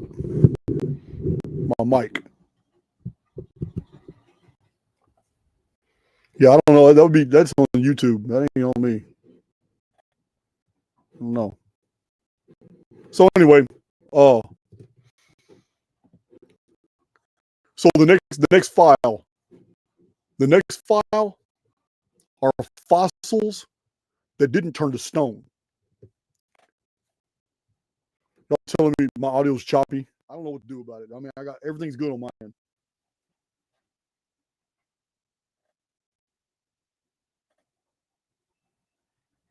Yeah, everything's good on my end. I don't see what you're talking about.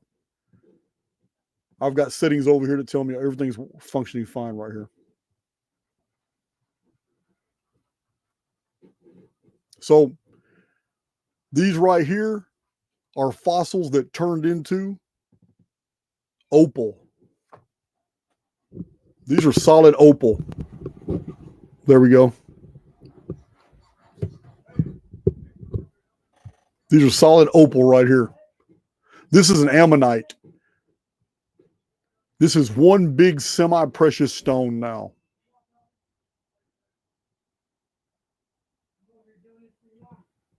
This is opal. This is an ammonite that was turned to solid opal.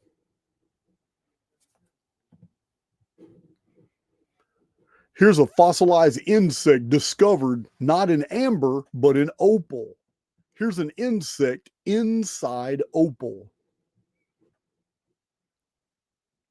That right there totally changes the whole theory as to where opal comes from now. Semi-precious stone, opal is actually organic material that fossilized. Everything you see here are fossils that turn to opal.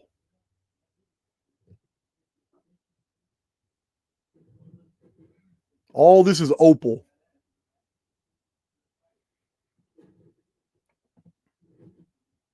Look at this ammonite.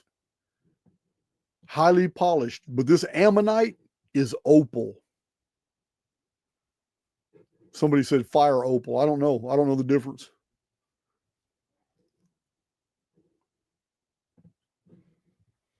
This is that famous case again with the insect trapped in opal. So we're done with that one. That's amazing. So now we get to our first truly anomalous file. This is the real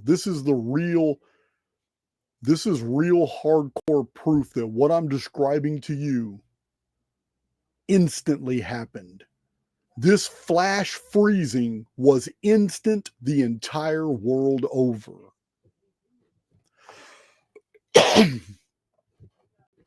Let's see.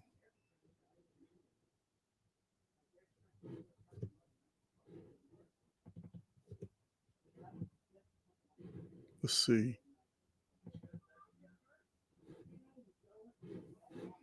Can y'all hear those voices in the background? Do I need to tell them to go be quiet? Because they're really starting to disturb me. Can you guys hear on my audio voices in the background?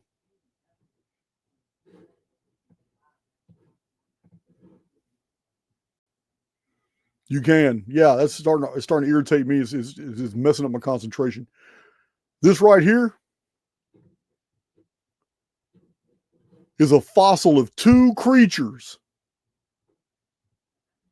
locked in combat. A velociraptor and a protoceratops fighting in the middle of fighting each other. A fossil found in 1971 in the Gobi Desert of Mongolia. It's supposed to be 74 million years old. But these creatures were frozen in time, battling each other. Oh, hold on just a second.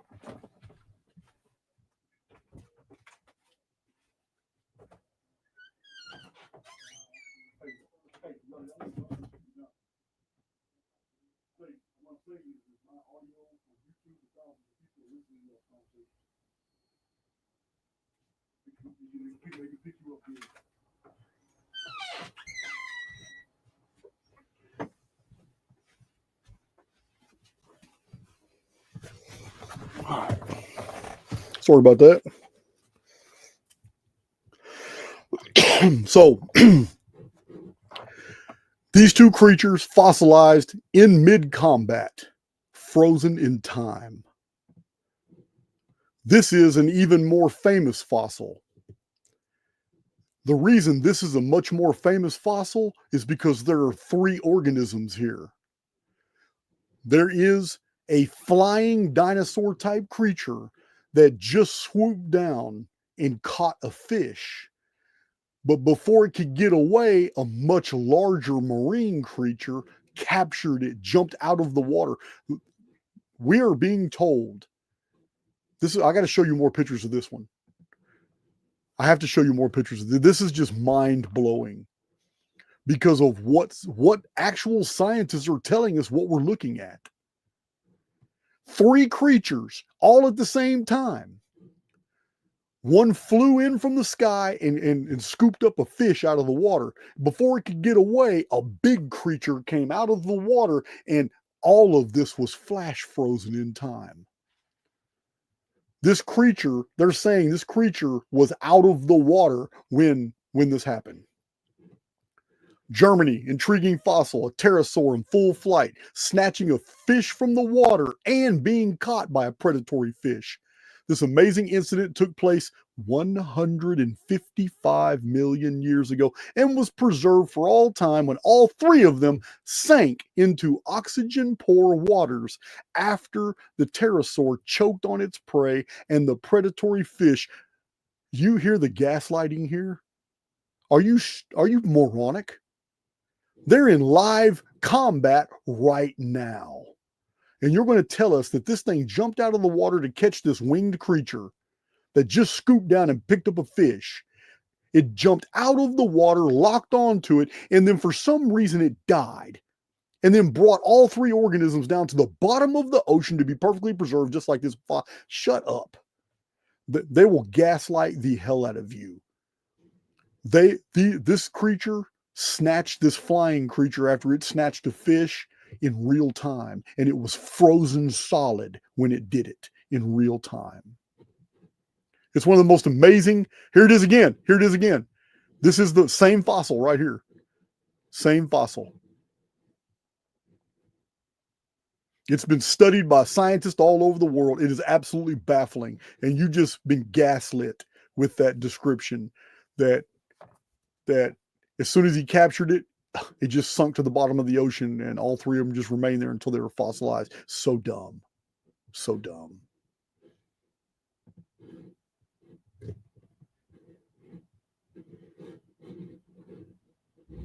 Hey, who is that? Breadcrumbs to Satori? Yeah, you wouldn't love to know anything. Don't even ask about Chief Ironbush over here. Once the dude started openly attacking and talking about some nonsense, you know what? I'm done with that.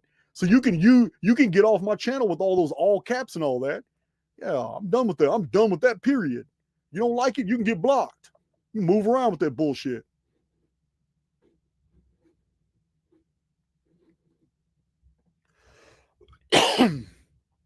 Let's see here. Yeah, there, you've already seen that. Okay. Some ancient fish turned to stone so quickly that their last meals got preserved inside them. This tiny crustacean called an ostracod was found in the stomach of a petrified fish. See here, thanks to an electron microscope, this one is only as wide as the period at the end of a sentence.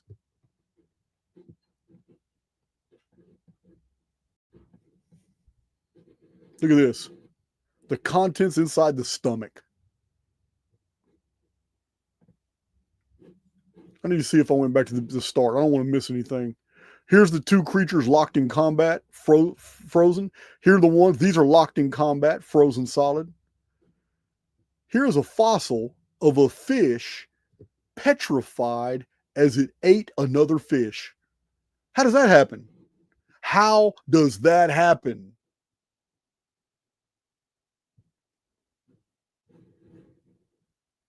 But it's not a signature find. Here's another fish in the middle of swallowing another fish. How is that possible? It's not a very good representation, but there are others. Oh man, look at this. This prehistoric marine creature was frozen solid as it was pushing a baby out of its pelvic bones, through its pelvic bones. It's giving birth. It was frozen solid as it was giving birth to 3 babies.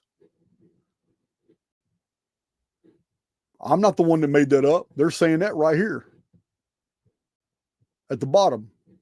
248 million year old female, what is that? Ischthyosaurus was giving birth when she was buried alive. You don't know she was buried alive. That's the uniformitarian model. If that's the true model, then how did all these jellyfish with their tentacles all spread out get solid? No, it's dumb. You're being gaslit. They're trying to tell you all these creatures get buried alive and that's how they get fossilized. That's not how fossilization happens. This creature was frozen in time in the middle of giving birth. Can't make this shit up. So look at this. Here's one here. Look at this baby being born.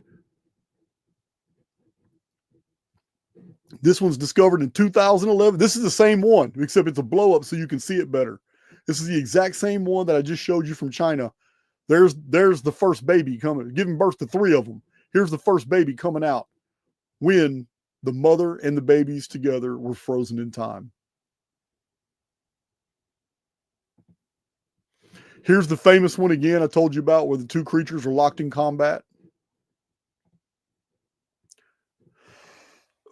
Here are 2 turtles that were frozen in time, locked together in love. They were in love. Yep, here they are.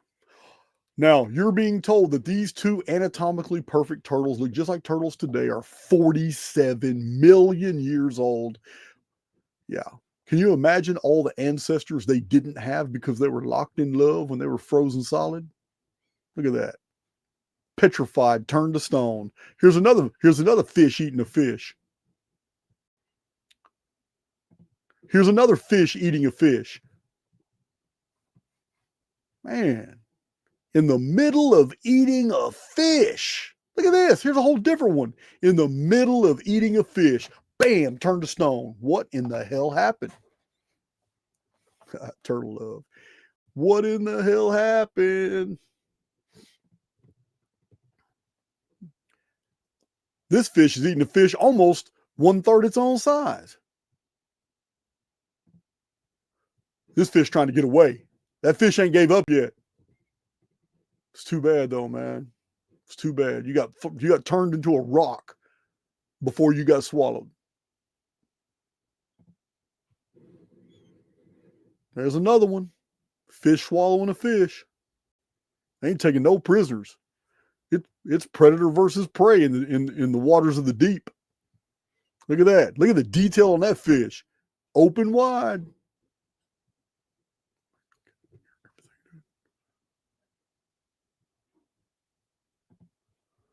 Uh-oh. Fossilized radiopolonium halos. They don't even belong in this file, but since they're here, I'll go ahead and, yeah. So basement rock is granite. And it's still a huge mystery as to why radiopolonium halos, which have a half-life of like a millisecond, could even be fossilized. How's it possible? Unless the granite was created in an instant. The granite, so to have polonium in the granite is not the mystery. The mystery is that the radiomagnetic polonium halos can be photographed. Their half-life is so tiny. It's so tiny that it's amazing that under an electron microscope you can see any polonium radio halos. It's crazy. It means that they were fossilized. They were trapped in the stone at the instant of the granite's creation. Same one with the velociraptor. A 200 million year old undersea attack was frozen in stone. Look at this. Paleontologists at the University of Plymouth discussed their analysis of a 23-inch stone fossil of an ancient squid with its tentacles wrapped around its prey. The 200 million year old fossil, found on the Jurassic coast of southern England in the 19th century, is the oldest known record of such a paleobiological event. Yeah, not no more. The analysis was accepted for publication in the Proceedings of the Geologist Association Journal. Scientifically verified squid wrapping its tentacles around a fish turned to stone in mid-combat.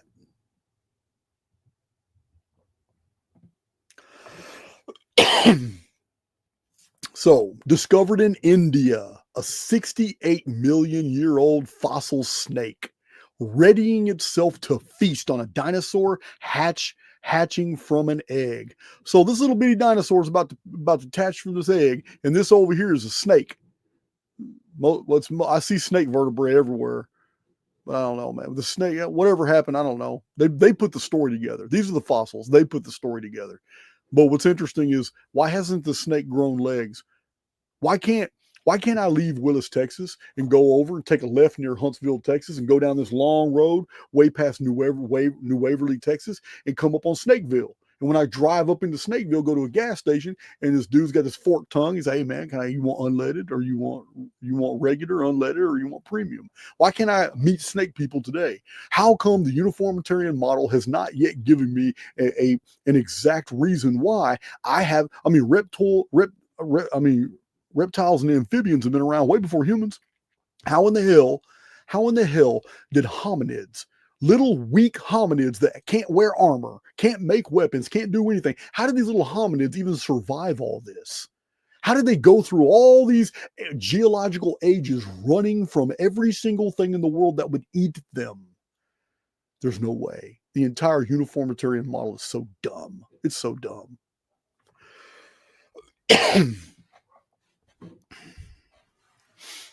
Fossil turtle. Here's the explanation. Fossil turtles sank into toxic waters from which they never emerged. They have to build a narrative to explain the anomaly. Uniformitarianism. That's all it is. Let's build a model and let's lie about everything that goes against the model.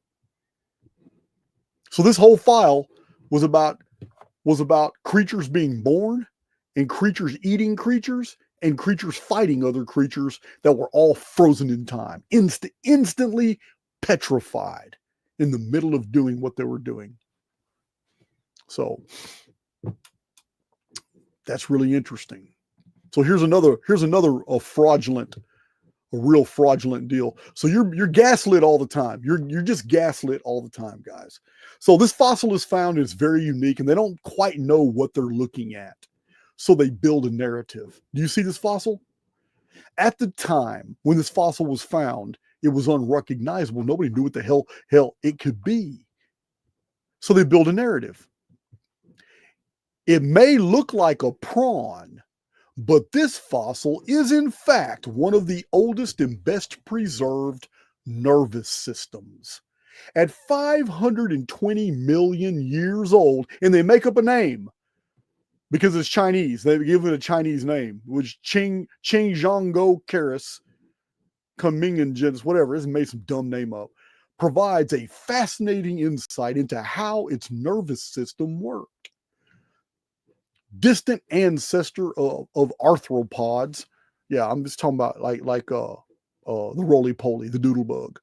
So anyway, they freestyle this whole thing talking about this. This is, look, you can see all this clearly. This is it's not a prawn. This is a central nervous system. Man, shut up.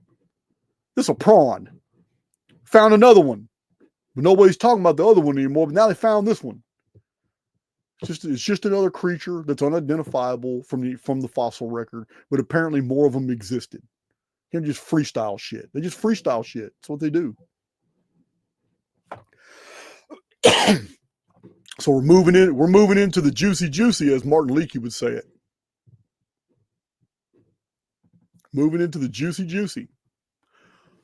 So it begs the question, how is it possible, under the fossilization process that is given to us by the uniformitarian model, are so many dinosaur eggs found in museums all over the world? If fossils are created under high pressure, you can't apply pressure to an egg, it pops. How are so many eggs found all over the ancient world? Dinosaur eggs have been found everywhere. Now, I don't believe in dinosaurs. I believe there were large reptiles, large amphibians, and avians under a different high pressure environment. But here they are, sauropod eggs. Eggs found everywhere. How is it possible? Here's a sea scorpion. It's a really good one.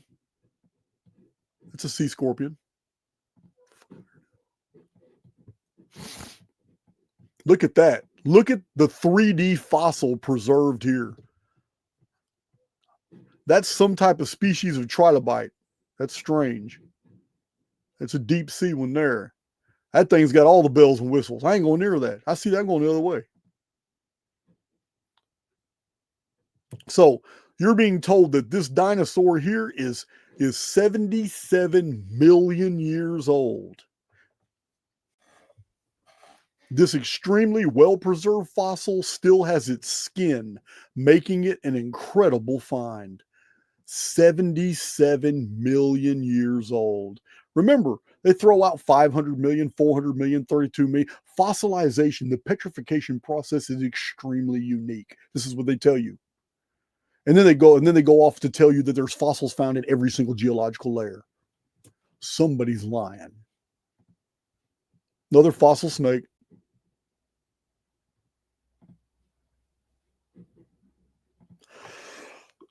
The cellular structure of a fish's gills seen under an electron microscope from a fossil. What the hell turned that fish into stone? Fossil? That's an ocean. That's like a manta ray, stingray type creature. Some oceanic creature. Here's a real interesting one. The fossil penguin is no different than the modern penguin. Man, figure that one out. The fossil penguin is no different than the modern penguin. This is a hallucinogenia worm. Hallucinogenia worm. This is a coelacanth. This is an index fossil. They used to date If any other fossils were found anywhere in the same layer as the coelacanth, they dated all those fossils at 65 million years. That's why it's called an index fossil.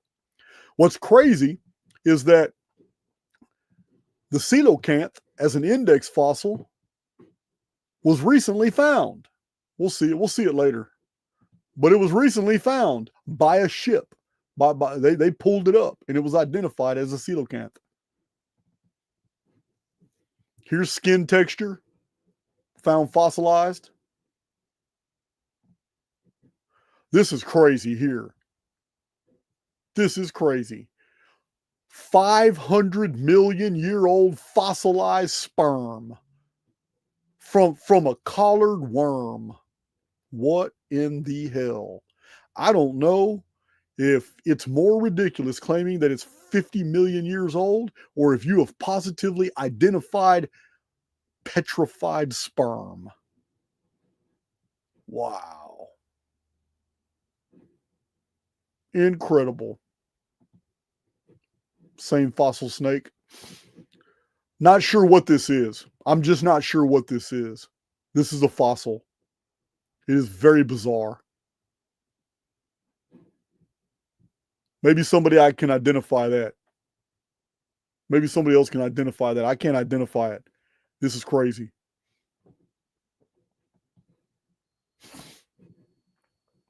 Okay, we're done with that file.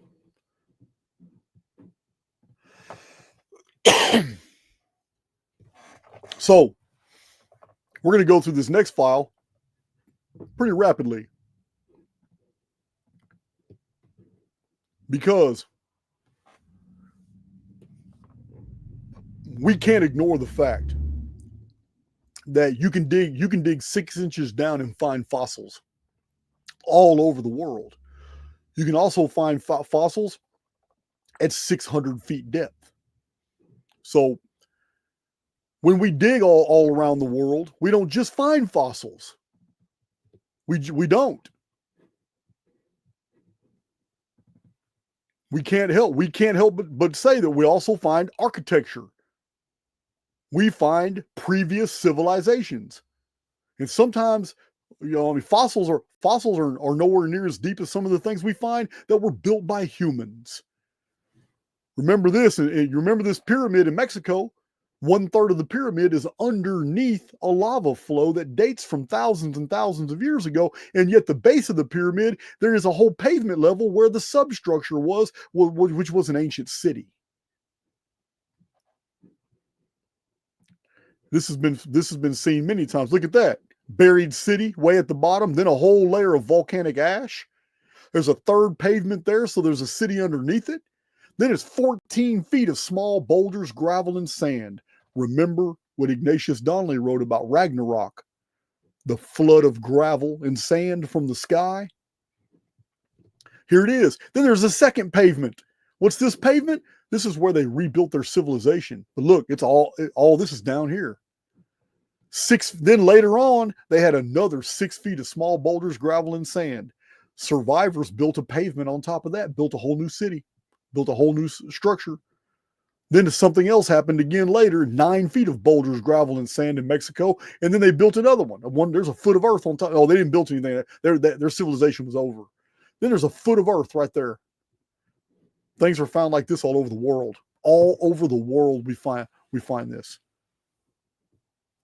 Fossils are found everywhere in topsoil. Evidence of underground architecture all over the world. It's no different than the fossils.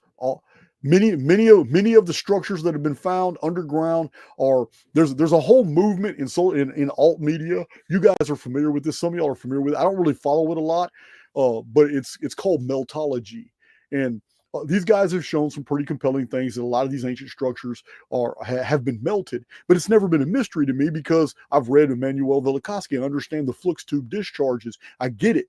These lightning bolt discharges, they hit a bunch of fortresses in Scotland about 3,000 years ago and melted them, vitrified them. But vitrified ruins also, I mean, in 1229 BC, all of the Hittite structures were hit by thunderbolts from the sky, and they were vitrified as well. Vitrified, these lightning discharges from the sky seem to target human structures. But anyway, it's the vitrification, the meltology has never really amazed me, because I mean, it's a flux tube discharge. Here's underground whole areas that have been packed full of earth. When they're excavating them, they're just full of earth. Underground. We can't, when we're talking about fossils and the whole world being turned to stone, we can't ignore the fact that this is the Great Wall in Texas, right here. They've tried to cover this up. They've tried to gaslight people. They even have a resident geologist who now is assigned to Rockwall, Texas. His whole job is to convince you that another area is just a natural formation.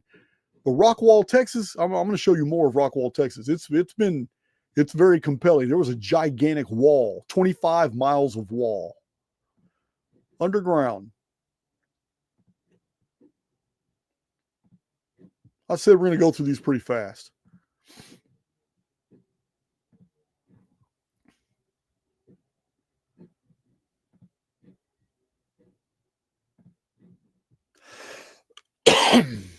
Look at all that earth. Base of the pillars way down here.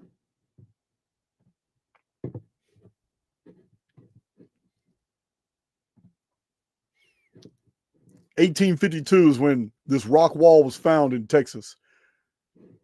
Underground. All right, so moving to the next one. We'll go ahead and, since we saw Rockwall, Texas, we'll go ahead and go there. Here's the picture you just saw from a long time ago. How did it come to be? It may forever remain a mystery. This is Rockwall, Texas. I know it's over 20 miles of stone wall. It's been researched and discovered. It's been excavated by a lot of people. A lot of locals have taken these long stones that were on the rock wall that was found underground, and they used them for building materials. Here's an old picture of rock wall, and it shows window ports, almost like a keystone polygonal windows. Yeah, it's not a natural formation at all. Like lintels and all that. Here's an eye port, so a strange port that was found in the wall. A lot of people have written books, have visited the site. They say there's nothing natural about it. There human artifacts have been found around it, but this is Rockwall, Texas. People have taken a lot of the stone and put it in their yards.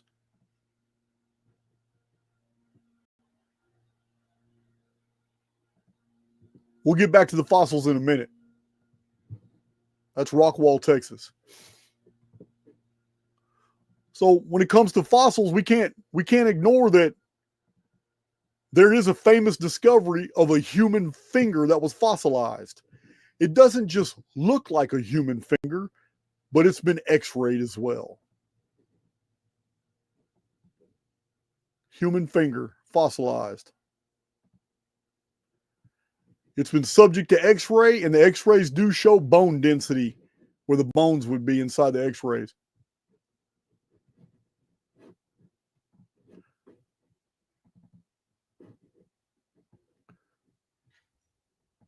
There it is. There it is. Yeah, it's been studied by a lot of people.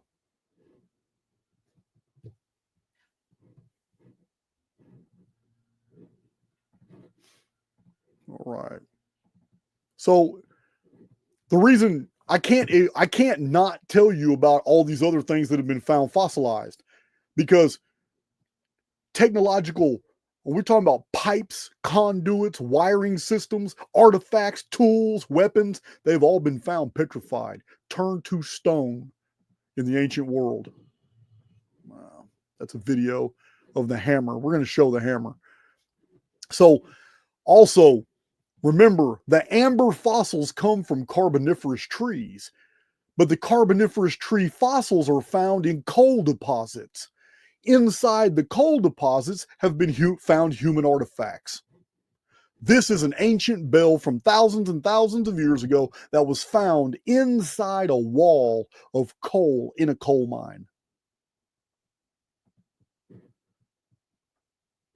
A strange artifact. This is coal that's been turned to stone, and there's a human tooth in it. That is a human molar.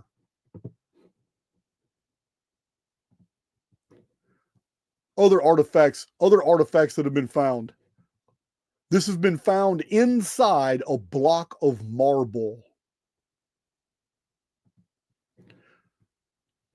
We don't even know what this is. Some strange device from the ancient world that was found in a tomb from ancient Egypt. So,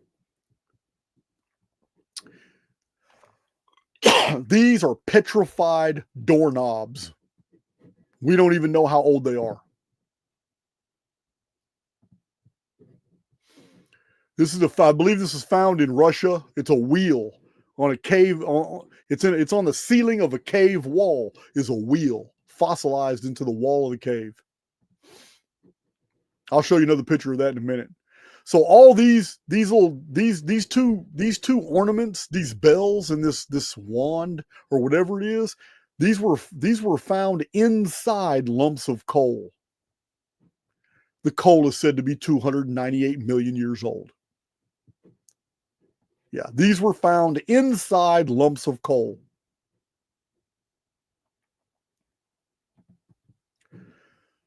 Found in London, Texas. This is the famous London hammer. The iron of the hammer itself is of such a purity it has almost no oxygen in it. The wood of the hammer has been turned to stone, just like all the material that's encased in the hammer. It's all been turned to stone. It's fossilized. You already know the Antikythera computer is 2,100 years old. It is fossilized.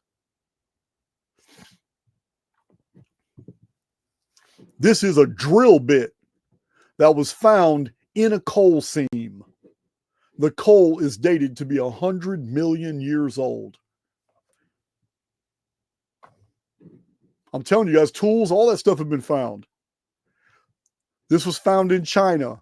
This is some type of piping conduits that were excavated. Don't know what they are. I don't know what they are. People are talking about the local legends are of sky people who built a facility here and all. I don't know. I just know that those aren't tree roots and they're not natural. Coal mining legacy. Artifacts found at the Washburn lignite coal mining towns of Chapin and Langhorne, North Dakota, summer of 2017. These are things that have all been found inside coal. Somebody's lying to us about how long it takes for coal to form. There's the London hammer again. There's the artifact that was found inside coal. Do you see all this rock? All this was dirt and mud at one time. It's fossilized. It's now rock. This is a World War II tank. The tank has been fossilized. Here is a strange iron cup found in a coal mine in Oklahoma. The coal was supposed to be 300 million years old.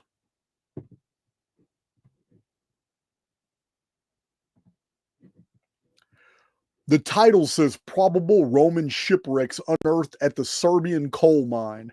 What is a wooden ship doing inside a coal mine? We don't know if it was Roman or not. It says probable Roman. They don't know what the hell. It's in Serbia. So this is an artifact of a baby right here, found in 1880. Found inside charcoal. Composition of blue clay, charcoal, and lime. 26-inch figurine was found.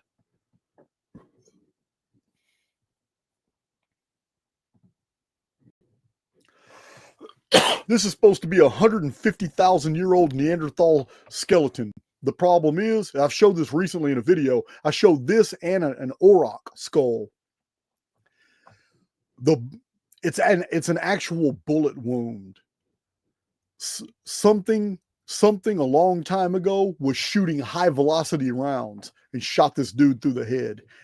Neanderthal is nothing but a human. These are you're being gaslit about Cro-Magnon, Neanderthal. These are humans under different high pressure environments, different vapor canopy environments. It's all BS. Not sure what that is, but it's an object that was turned to stone. The articles that are about this object say it's of technological provenance, like a screw. Here's a ladder turned to stone. Look at the surrounding area, all that rock. We have been totally gaslit about the fossilization process. Absolutely. This ladder is in France. There's a lot of articles about it.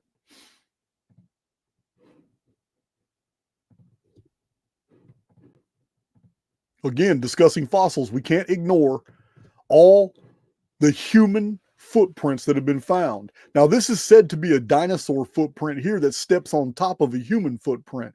And if you go to Glen Rose, Texas, they'll tell you the story because they've got the molds and they've got all the photographs, they've got video of this discovery. And it's the dinosaur footprint on top of the human one. Now, when some of the guys from the Glen Rose area were given a dissertation in Dallas one time, two scientists who were in the crowd heard about this find at Glen Rose, Texas. They got on a plane, went to Glen Rose, acquired a hammer and a crowbar, went to the Paluxy River to the site where this is, and they destroyed this fossil. You can go to Glen Rose, Texas, and they'll tell you all about it. Why you got to destroy a fossil for? Now, I don't believe in dinosaurs. I believe that this is a giant avian or an amphibian or reptile from the vapor canopy environment. Still, fossilized human footprint. Here's a fossilized human footprint. In the middle is a famous fossil. Famous.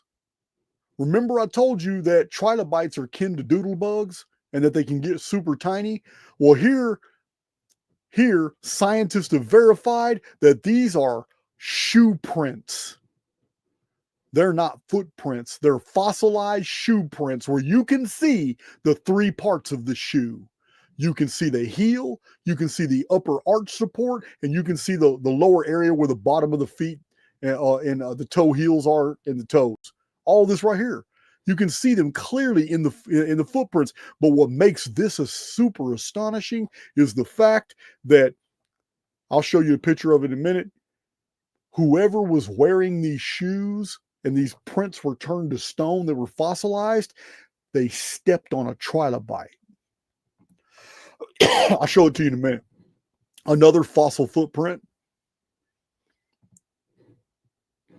Footprints of people. When the world was turned to stone, all these areas were turned to rock that had these people. These footprints were everywhere. Here's the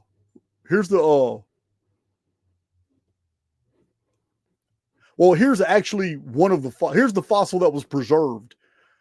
They took it out of the river. But the other ones where the human footprints and the dinosaurs are together, those two scientists went out there and destroyed them.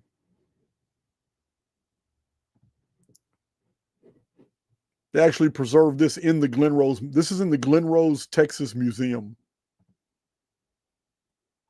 More human footprints, more human footprints. That's my hand there. Another human footprint. Another human footprint. They're fossils. These aren't just normal. It ain't normal. You can go out there and make footprints in the mud today and it ain't going to turn into a fossil. So what happened? What happened? Here's some more. If you can't do it today and fossils aren't being created like that today, what happened? This is no ordinary fossil. It says this is a sauropod running for its life to escape a predator. You don't know that. You just know he was running. Probably running because Whole world was falling apart. More human footprints. Human footprint. Human footprint. Human footprints and sauropods and three-toed together. Yeah, man. Dinosaur State Park's pretty badass. Got some cool shit. But we're not done. We're not done. All right, so we're done with that file.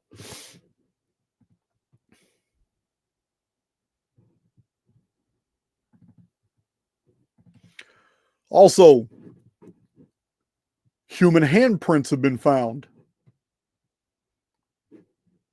Not just footprints, human handprints are found fossilized in stone, turned to stone. What turned them to, what happened? I don't get it.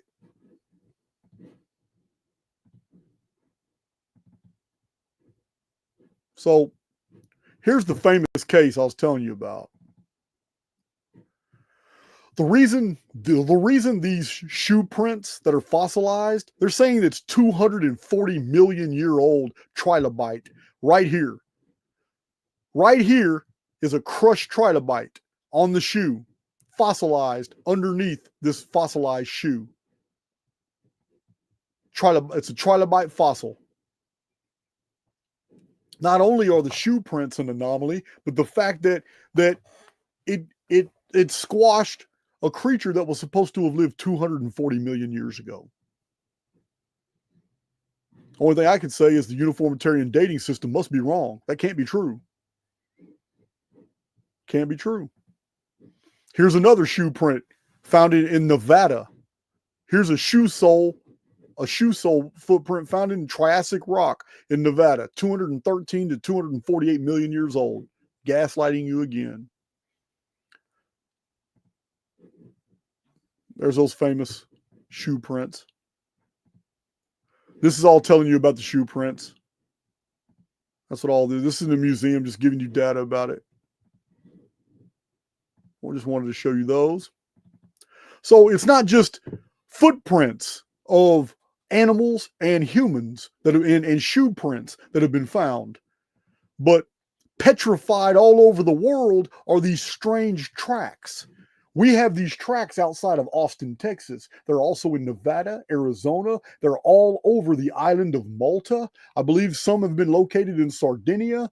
I think Paul Cook did a show about the tracks one time. I know Martin Leakey's talked about them. These tracks are found everywhere, and they're petrified. Solid stone. Oh, they've been found in Egypt as well. Track systems. Petrified, solid stone. They've been found going under forest, reappearing, going in all different directions. It's like an ancient, conveyance system. So these are also a part of the fossil record. This video is about fossils, so we got to talk about all of them. This is out of Austin, Texas, right here. This is Austin, Texas.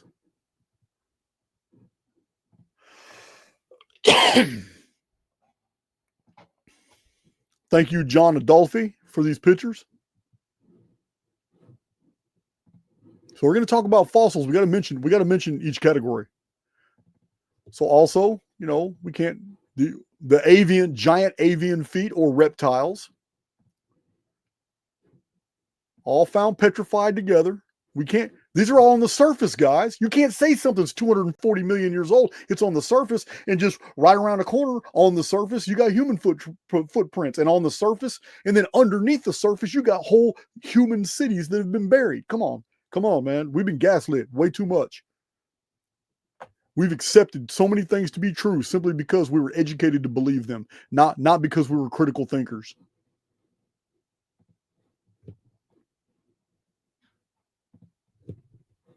So we can't ignore the fact that we have William Niven and Charles Hapgood literally telling us that the Acambaro figurines are real. Humans made these figurines that look like anatomically correct dinosaurs, and they interacted with them. Are you going to tell me that the uniformitarian model that says that modern Homo sapiens sapiens isn't even 200,000 years old, at the same time that modern Homo sapiens sapiens is depicted right here, are sitting here interacting with prehistoric creatures that can only be dinosaurs? So this would have been 65 million year old figurines made of clay that were found in strata that, according to Mexican archaeologists, only date to about 3,000 years ago. This poor bastard's getting eaten. See that human? This creature's got him by the head. Look at that. Look at that. That's Godzilla.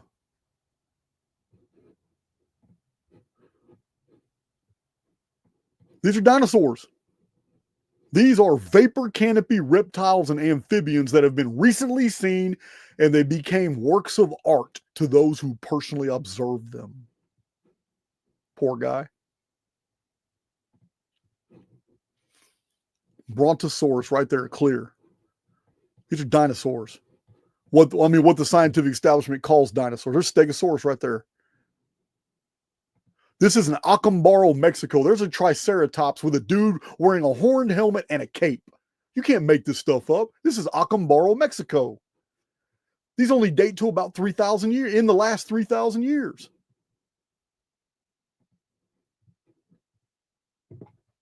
It's crazy. Stegosaurus. So we can't ignore these finds at all. Now, Acambaro dates to about 3,000 years or older, so it could be the vapor canopy of the Typhon flood, 2239 BC, the pre-flood world. But we had a vapor canopy in recent times for which we have been completely blindsided. We have not been educated. This is where I'm going to tell you guys, I'm going to surprise you guys now. Because I'm more open to hearing Fomenko's case now that I cracked the code on the Dark Ages. Where Fomenko and I disagree, I'm a chronologist and I can see that every year is accounted for. I can see Fomenko's arguments much clearer now. There's no missing time. Nobody added 1,000 years. What they did was completely erase what was going on in that 600-year period after the total collapse of the world in the 6th century AD. Remember, I showed you in the middle, as soon as we came out of the Dark Ages, all of a sudden we're building urban centers. We're putting cathedrals in the middle of them. We're building stone castles. We're building universities, all at the exact same time. We're doing all that. So it's absolutely amazing. but at the exact same time that all this is happening, what else is going on? The Middle Ages. When we entered the Middle Ages out of the Dark Ages, now all of a sudden we've got all kinds of weird stuff. We've got stories that are related as history where saints are fighting dragons and giant lizards and giant snails. And we have, dated by actual professional archaeologists, artifacts where humans are interacting with dinosaur-type creatures, and it's dated to the Dark Ages. I'm not making this stuff up. We've got totem poles that show Native Americans interacting with dinosaur-type creatures, and they're dated to the Dark Ages. Got a whole bunch of them right here. We can't ignore this because these creatures have also been found in fossil form, just like grasshoppers, dragonflies, butterflies, and arachnids. It's a guy riding a dinosaur, dated to the Dark Age period. When I'm telling you the last vapor canopy period occurred. What happened after that? Coming out of the vapor canopy period, the mariners had what? I'm going to show you what the mariners had as proof that a vapor canopy just happened. A brontosaurus right here. A pterodactyl. A dude is flying a pterodactyl. What is going on? These are dated to the Dark Ages, but these creatures were supposed to have been extinct 65 million years ago, right? Here's Angkor Wat, Southeast Asia. What is a stegosaurus doing on a monument? These are the Ica stones of Peru. What were the Peruvians during the Dark Ages? Because the Ica stones are dated to the Dark Age period. What are these stones doing with all these dinosaurs? There's a Triceratops type creature there. Stegosaurus, Brontosaurus. What is going on? There's Triceratops on the far right. Tyrannosaurus Rex picking up a person. This dude right here's out of there. He probably didn't make it, guys. Dinosaur type creatures, and humans are fighting, being eaten by, and riding dinosaurs. The Ica stones. These are anatomically correct Brontosaurus, Allosaurus right there, Stegosaurus, Triceratops. I don't know what this guy is called here, but he's a popular dinosaur. The one with that big plate with 5-6 horns. Guys, there's a human right there with, okay, these are dated to the Dark Age period. We can't ignore that. We have been lied about our entire history. Entire history. What are brontosauruses doing in, well, sauropod type creatures are found everywhere in Middle Ages art. What are these creatures doing living in the Middle Ages? How did people see them so much? We know they did. Here's the Angkor Wat, dated to the Middle Ages, 12th century. They're all dated at the same time, coming out of the Dark Age.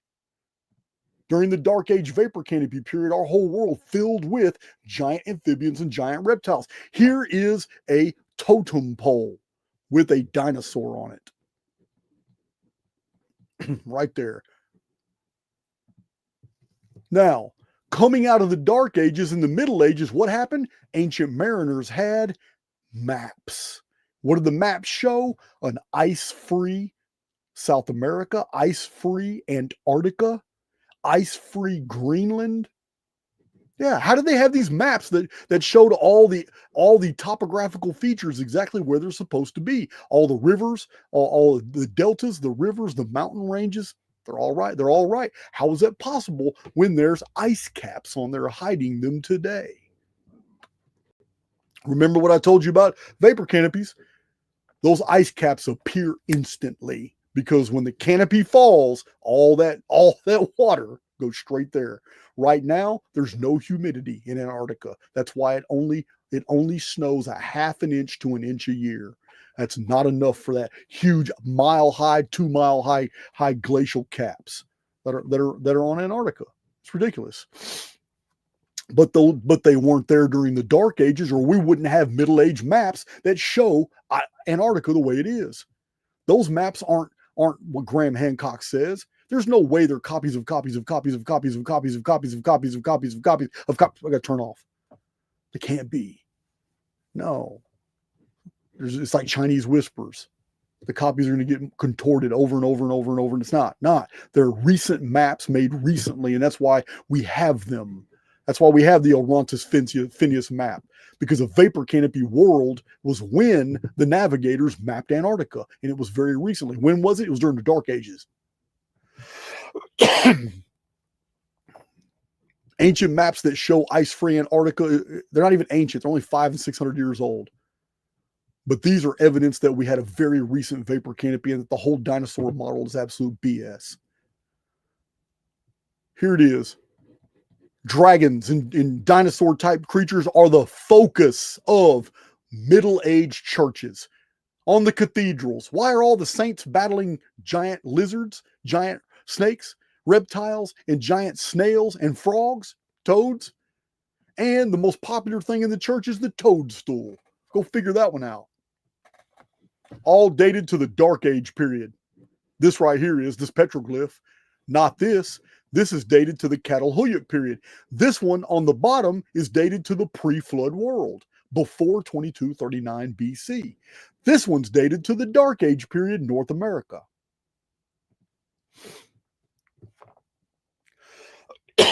These are the Ica stones. This is the stone collection here. The Ica stones are dated to the Dark Age period. These are all the Ica stones of Peru show the dinosaurs. All these dinosaur type creatures in here. They're even on the totem pole. The Ica stones that I showed you a minute ago. This is a pattern on the Ica stone showing dinosaurs. Which it makes us understand more why Central America and North America have so many monuments where they venerated the Quetzalcoatlus, the Quetzals, the dragons. They even put dragons on their pyramids. Petroglyphs that show dinosaur type creatures. Acambaro, look at this. Look at that. Very artistic, but it only dates to the Dark Age period. All this. Lima, Peru. Look at this. This is on a medieval church. What is a dinosaur-like creature doing on a medieval church? The Church of St. Louis of the French, built in Rome during the 1500s. Here's more Ica stones showing dinosaurs. Ica stones. These are all this is Dark Age era pottery. Ica stones are all Dark Ages. Look at this. What?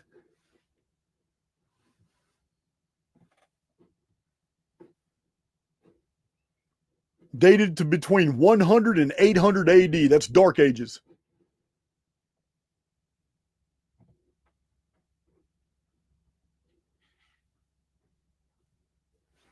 This is Acambaro, 33,000 surrounding. These are the pre-flood artifacts.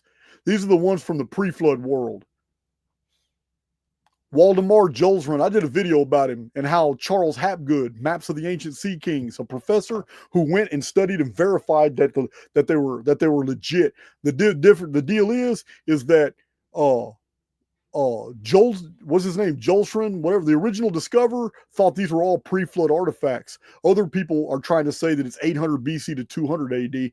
So it's the dating is contentious, but they're not Dark Age. Acambaro is pre-Dark Age. This is Acambaro. These would have been pre-flood. Brontosaurus. Angkor Wat, Stegosaurus. Cambodia. Medieval church art, St. George and the Dragon. This is from Australia. That's a plesiosaur. North Queensland, Australia, a plesiosaur. I don't know what the date is. These are really interesting because this is Roman era petroglyphs. There's a brontosaurus right there. I even have a Roman sword that has a brontosaurus engraved on it. Here's another dinosaur-like petroglyph. Look at this. Mexican pitcher, circa 1200 AD, coming straight out of the Dark Ages into the Middle Ages. That's a little baby brontosaurus handle. Can't make this stuff up. Here's an Ica stone, Dark Age period. Acambaro, pre-flood period. Roman sword with a brontosaurus on it.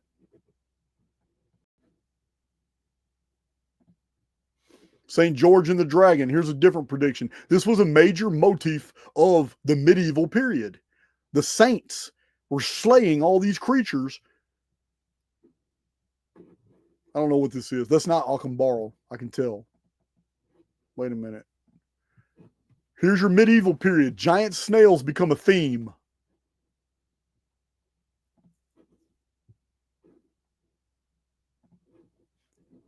Here's medieval manuscripts show a lot of battles with giant snails. He's about to face off with this snail right here.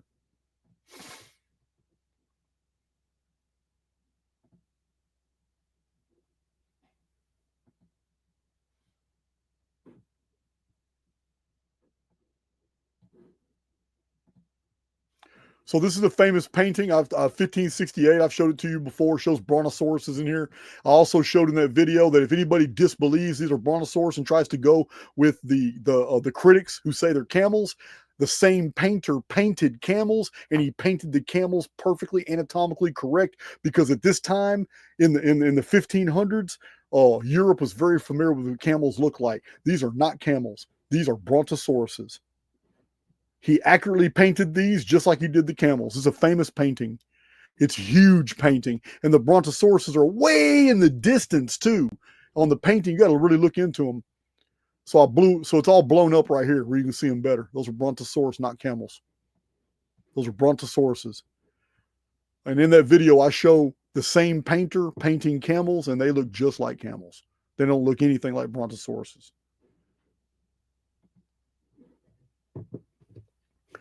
So yeah, we have to go. That was absolutely necessary to go through that, because we've been gaslit. We've been gaslit about the history of the world. They have completely, from the early 1800s, completely rewrote everything into the scientific history of the world. It's absolutely BS. So here is what used to be known as an index fossil. It's a plesiosaur. It was found in 1977 off the coast of New Zealand by Japanese fishermen. It was already in an advanced state of rot, but it's a plesiosaur.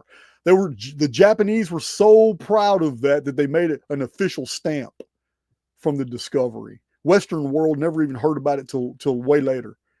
Western scientists all dismissed it like they always do. But it was 4,000 pounds.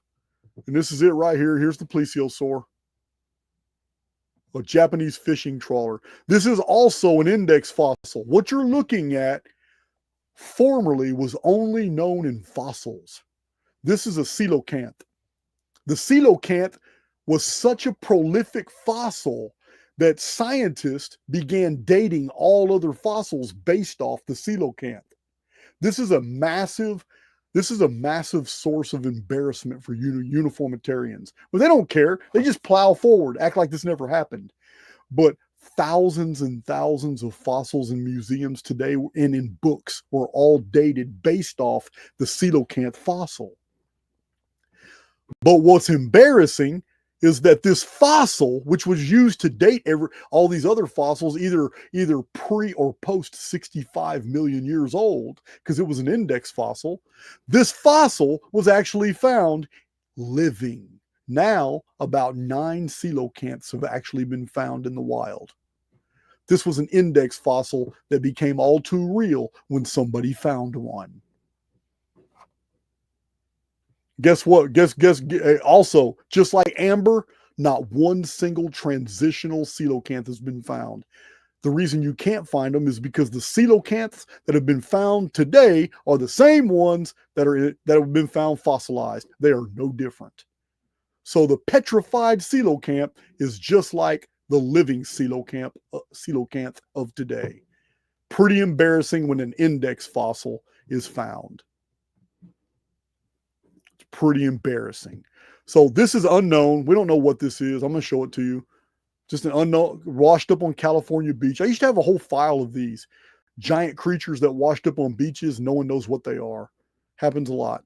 I believe it's the creatures that live under high pressure on the bottom of the ocean. When they die or something, maybe they bloat or maybe they ate something that caused them to bloat and they wash up on shore. I don't know. Unidentified giant creature. Because this is about fossils, we can't forget that on the Giza Plateau, on the surface where the Great Pyramids are, right next to the Great Pyramid, was found this marine fossil. Archaix veterans are not going to be surprised by this, because I've already shown that all the way up to a third of the Great Pyramid was underwater. Not because the whole world flooded, but because the North African plate suffered subsidence for 340 years. It sank 300 feet, which caused the Mediterranean to rush in. 340 years later, in the year 1899 BC, because of an earthquake, the North African plate shoved back up. When it did, it created the Egyptian Nile, all the rivers of the Egyptian Nile, this massive floodplain that goes to the Mediterranean. So seashells and high salt content have been found all over the Great Pyramid stones, and the grounds around the Great Pyramid. But this is a marine fossil found right next to the Great Pyramid.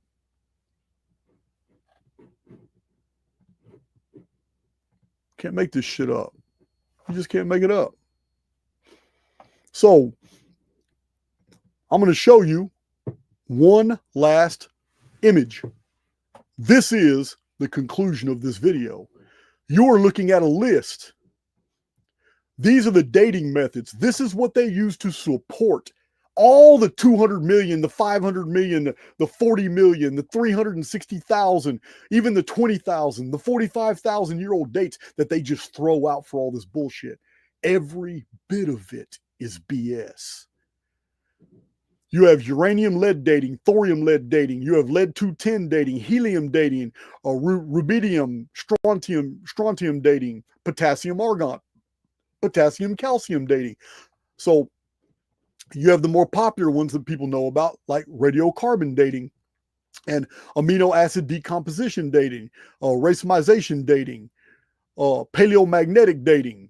There's magnetite crystals and stuff like that. So we have all thermoluminescence dating, all these dating methods they have down here. They're all based off of some really tenuous stuff. So in order to follow any of these dating methods, you are asked to suspend your disbelief. I'm not joking. Any of this can be verified. In order to entertain any of these scientific datings, you have to make several assumptions. The assumptions you have to make are absolutely ridiculous. But this is what scientists are trained to believe. This is the poison of uniformitarianism. One example is that in order to accept any of the output from any of these systems to be true, you have to assume as true that the samples tested have to be from a closed system, meaning no cross-contamination with other materials, meaning that the parent or daughter elements can have never been exposed to other factors during the entire decay process.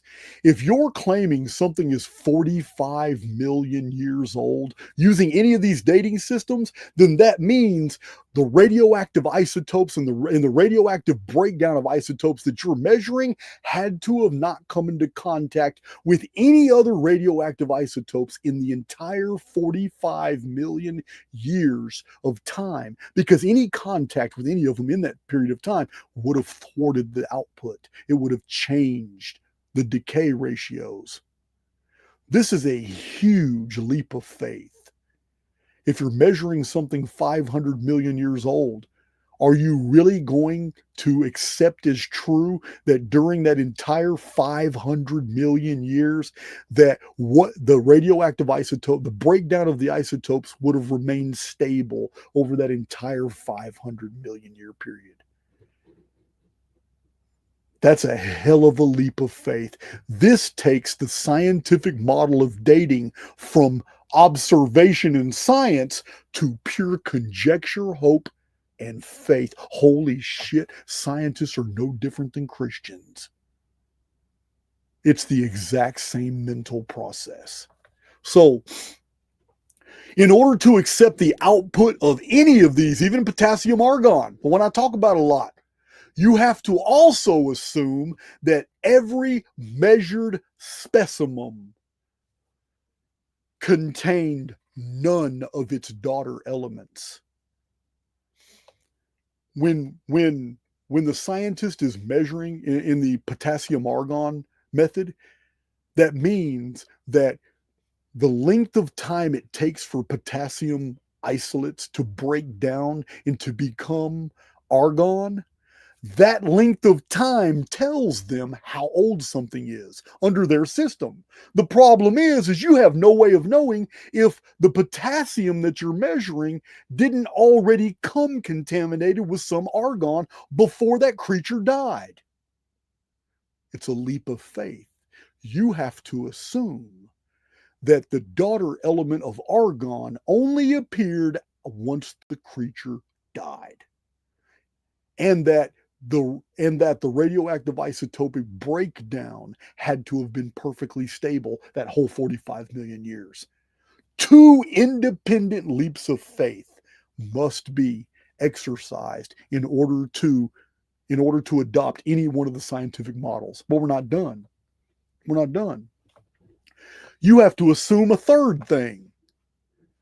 You have to assume that the decay rate must have always been the same,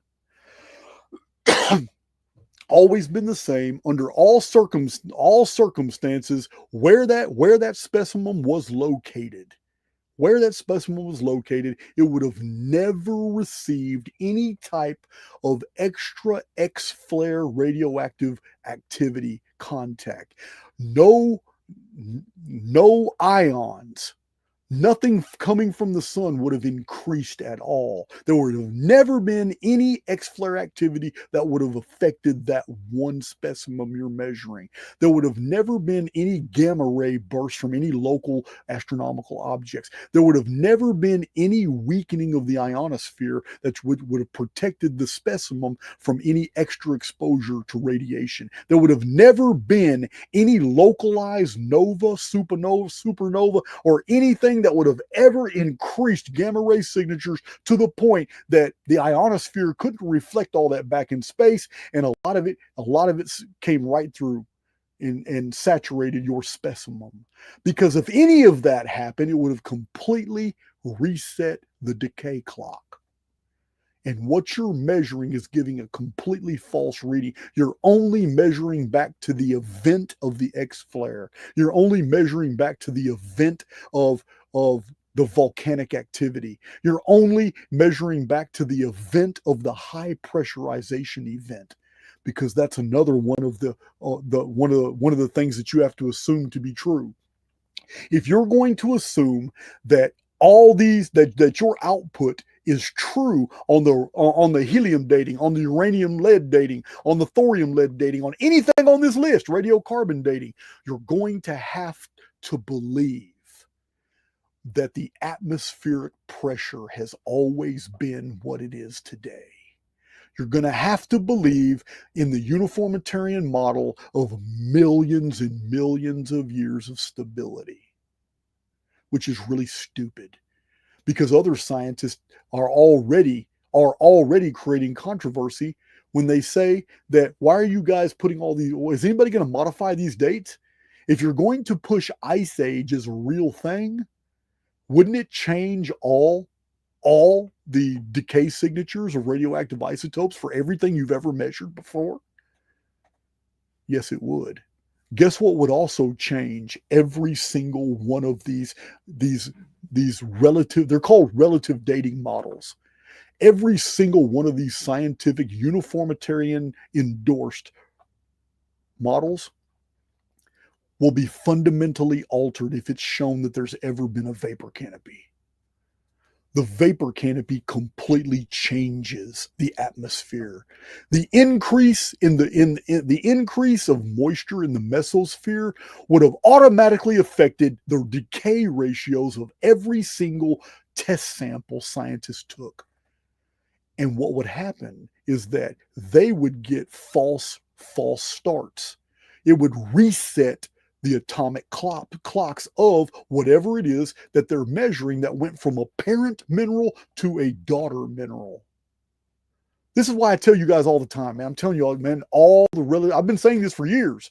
All the relative dating models are based on faith. You can open up the Old Testament and start reading the book of Numbers, and you'll get more scientific validity out of a verse in the Bible than you will scientific output from these bullshit systems. These are all gaslight systems. They do not. If Native Americans can carve anatomically correct dinosaurs in the dark ages, and we have maps of an ice-free Antarctica that are just copies of Middle Age maps that came out of the dark ages. And if we have all these artifacts that show all these gigantic creatures that grow huge under vapor canopies, then we should be looking at vapor canopy cycles as explaining all the anomalies of the ancient world, and not the fictitious bullshit Younger Dryas Ice Age stuff that can easily be explained away by the distribution of errata by diluvian mechanics, having nothing to do with ice ages. Because if ice ages are true, then how in the hell all these fossil insects that I showed that are in my backyard today, how are they in my backyard today? How are all these life forms? If ice ages are true, how did Native Americans know all these dinosaurs? How did they know? If ice age is true, how are there so many different tropical and subtropical and temperate life forms all over the world that can't survive in cold temperatures? If ice ages were true, how did all these amazing botanical specimens survive? How? If ice ages are true, it creates more mysteries than it solves. But if ice ages are not true and vapor canopy cycle is the real explanation, then everything gets solved and easily. So it's an absolute fact that any change in blanket atmosphere in the past would have altered the decay rates and the output, greatly affecting the clocks in radioactive minerals. That's not me saying that, guys. That's not me saying that. If you've ever read Evolution Cruncher, which was written by a scientist who went through all this material, you'll know what I'm talking about. He's the one that published this material. So any change in the atmosphere would completely alter all the radioactive decay, all the isotopes when they decay from a parent to a daughter element. Yeah, that decay rate's totally changed. Not only is it totally changed, sometimes the decay clocks are reset, meaning the scientist gets a totally false reading, absolutely false reading off of it. So all the readings are false, but still. Finally, there's one real big problem with the whole model of I need to figure out how to stop sharing real quick. Remove. There's one real big problem with the entire model, and that is when it comes to the radioactive decay, the decay rate of the isotopes from parent to daughter elements. What's not taken into consideration by these guys as well is that any changes whatsoever in the Van Allen radiation belts would forever change the sample. Whatever sample you're looking at, yeah, you can't. When you find a sample and it's like potassium argon and you're measuring the amount of potassium that's left to decay, you're measuring the half-lives and you're basing it based off how much argon is in there, and you're putting out a 45 million a year date based off that model. First of all, the models are all BS anyway, but the output's going to be even worse if there's been fluctuations in the Van Allen radiation belt, if it's ever weakened. And we know it's weakened. In the past 20 years, we have gotten spikes. We have gotten spikes in our magnetosphere, and we've gotten declinations, areas where the magnetosphere went really weak. Every single scientific model of dating requires more faith than it takes to believe that somebody was crucified for your sins, and that if you believe it, you'll go to heaven. If you disbelieve it, you're going to burn in hell. It takes more faith to be a scientist than to be a Christian. That's my video, guys. And for those of you who want a conclusion to the matter, I will sum it up this way. The reason we have the entire world as a fossil and everything was petrified from the bottom of the ocean all the way to the highest mountains, the reason we have flying creatures in 3D perfectly petrified and the amber all perfectly preserved is because in a nanosecond, the entire world flash froze. It froze. Everything. The entire world was killed. This is why I'm a simulationist. I do not believe we live in a natural world. We live in a construct. and somebody flipped the switch. It's the only explanation for all of this, because everything that we saw on the fossil record is with us today, or was up until the Middle Ages. Everything flash froze, and once it was frozen, it mineralized and it turned into petrification and fossils. Later on, somebody turned a switch on. Everything was dead, but now what do? They reintroduced all those life forms back in. Crickets, 45 million years ago, are the same as today. Yeah, man, that's my presentation, guys. I hope you liked it, but I got to use the bathroom. I've been holding it. I've been drinking my coffee. Love you guys. Let me find this video.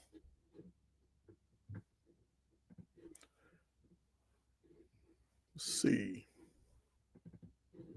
Welcome to the new social media for the freethinker, the platform for those who do not identify with the collective, Archaix Underground. Explore the 30+ galleries and spaces and interact with kindred souls all over the world, some in your own community. Meet others in Errant's chat underground. See or report what's happening in your part of the world. Find others that are close to you. See services and advertise your own in Errant's personals. Chat with others and share paranormal experiences. Review the massive posts on deep and revealing movies and music that drop real secrets about our world.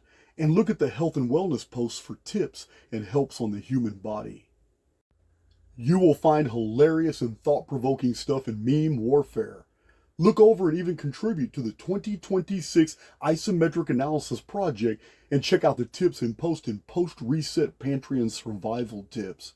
Some of you will want to join the Archaix Sentinels as we take deep dives into other content creators' paywalls and search for evidence of integrity or grifters lifting others' content. Explore the audio files of Archaix videos and watch the library of Archaix videos that are not on YouTube. Look over and download the fascinating old books of the Underground Vault Library, or dive in and read the hundreds of articles, posts, and transcripts composed in my decades of research. Review the detailed Archaix charts separated by topics easily followed, and read and contribute to the massive library of powerful quotes. You can read and post your own findings on the years 1901, 1902, and 1903 as we build the database, or look over the post in Flat Plane Examine on toroidal mechanics and simulation theory models of the world. Laugh and even contribute to lifestyles of the grifting and infamous, and post your questions that you want me to answer in live videos on YouTube. Get help with all things Archaix in the admin chat, and look over and post your own arts and crafts and talents. Look over the immense data on the Great Pyramid and Chief Cornerstone research, and review book recommendations about other errants, and even post your own.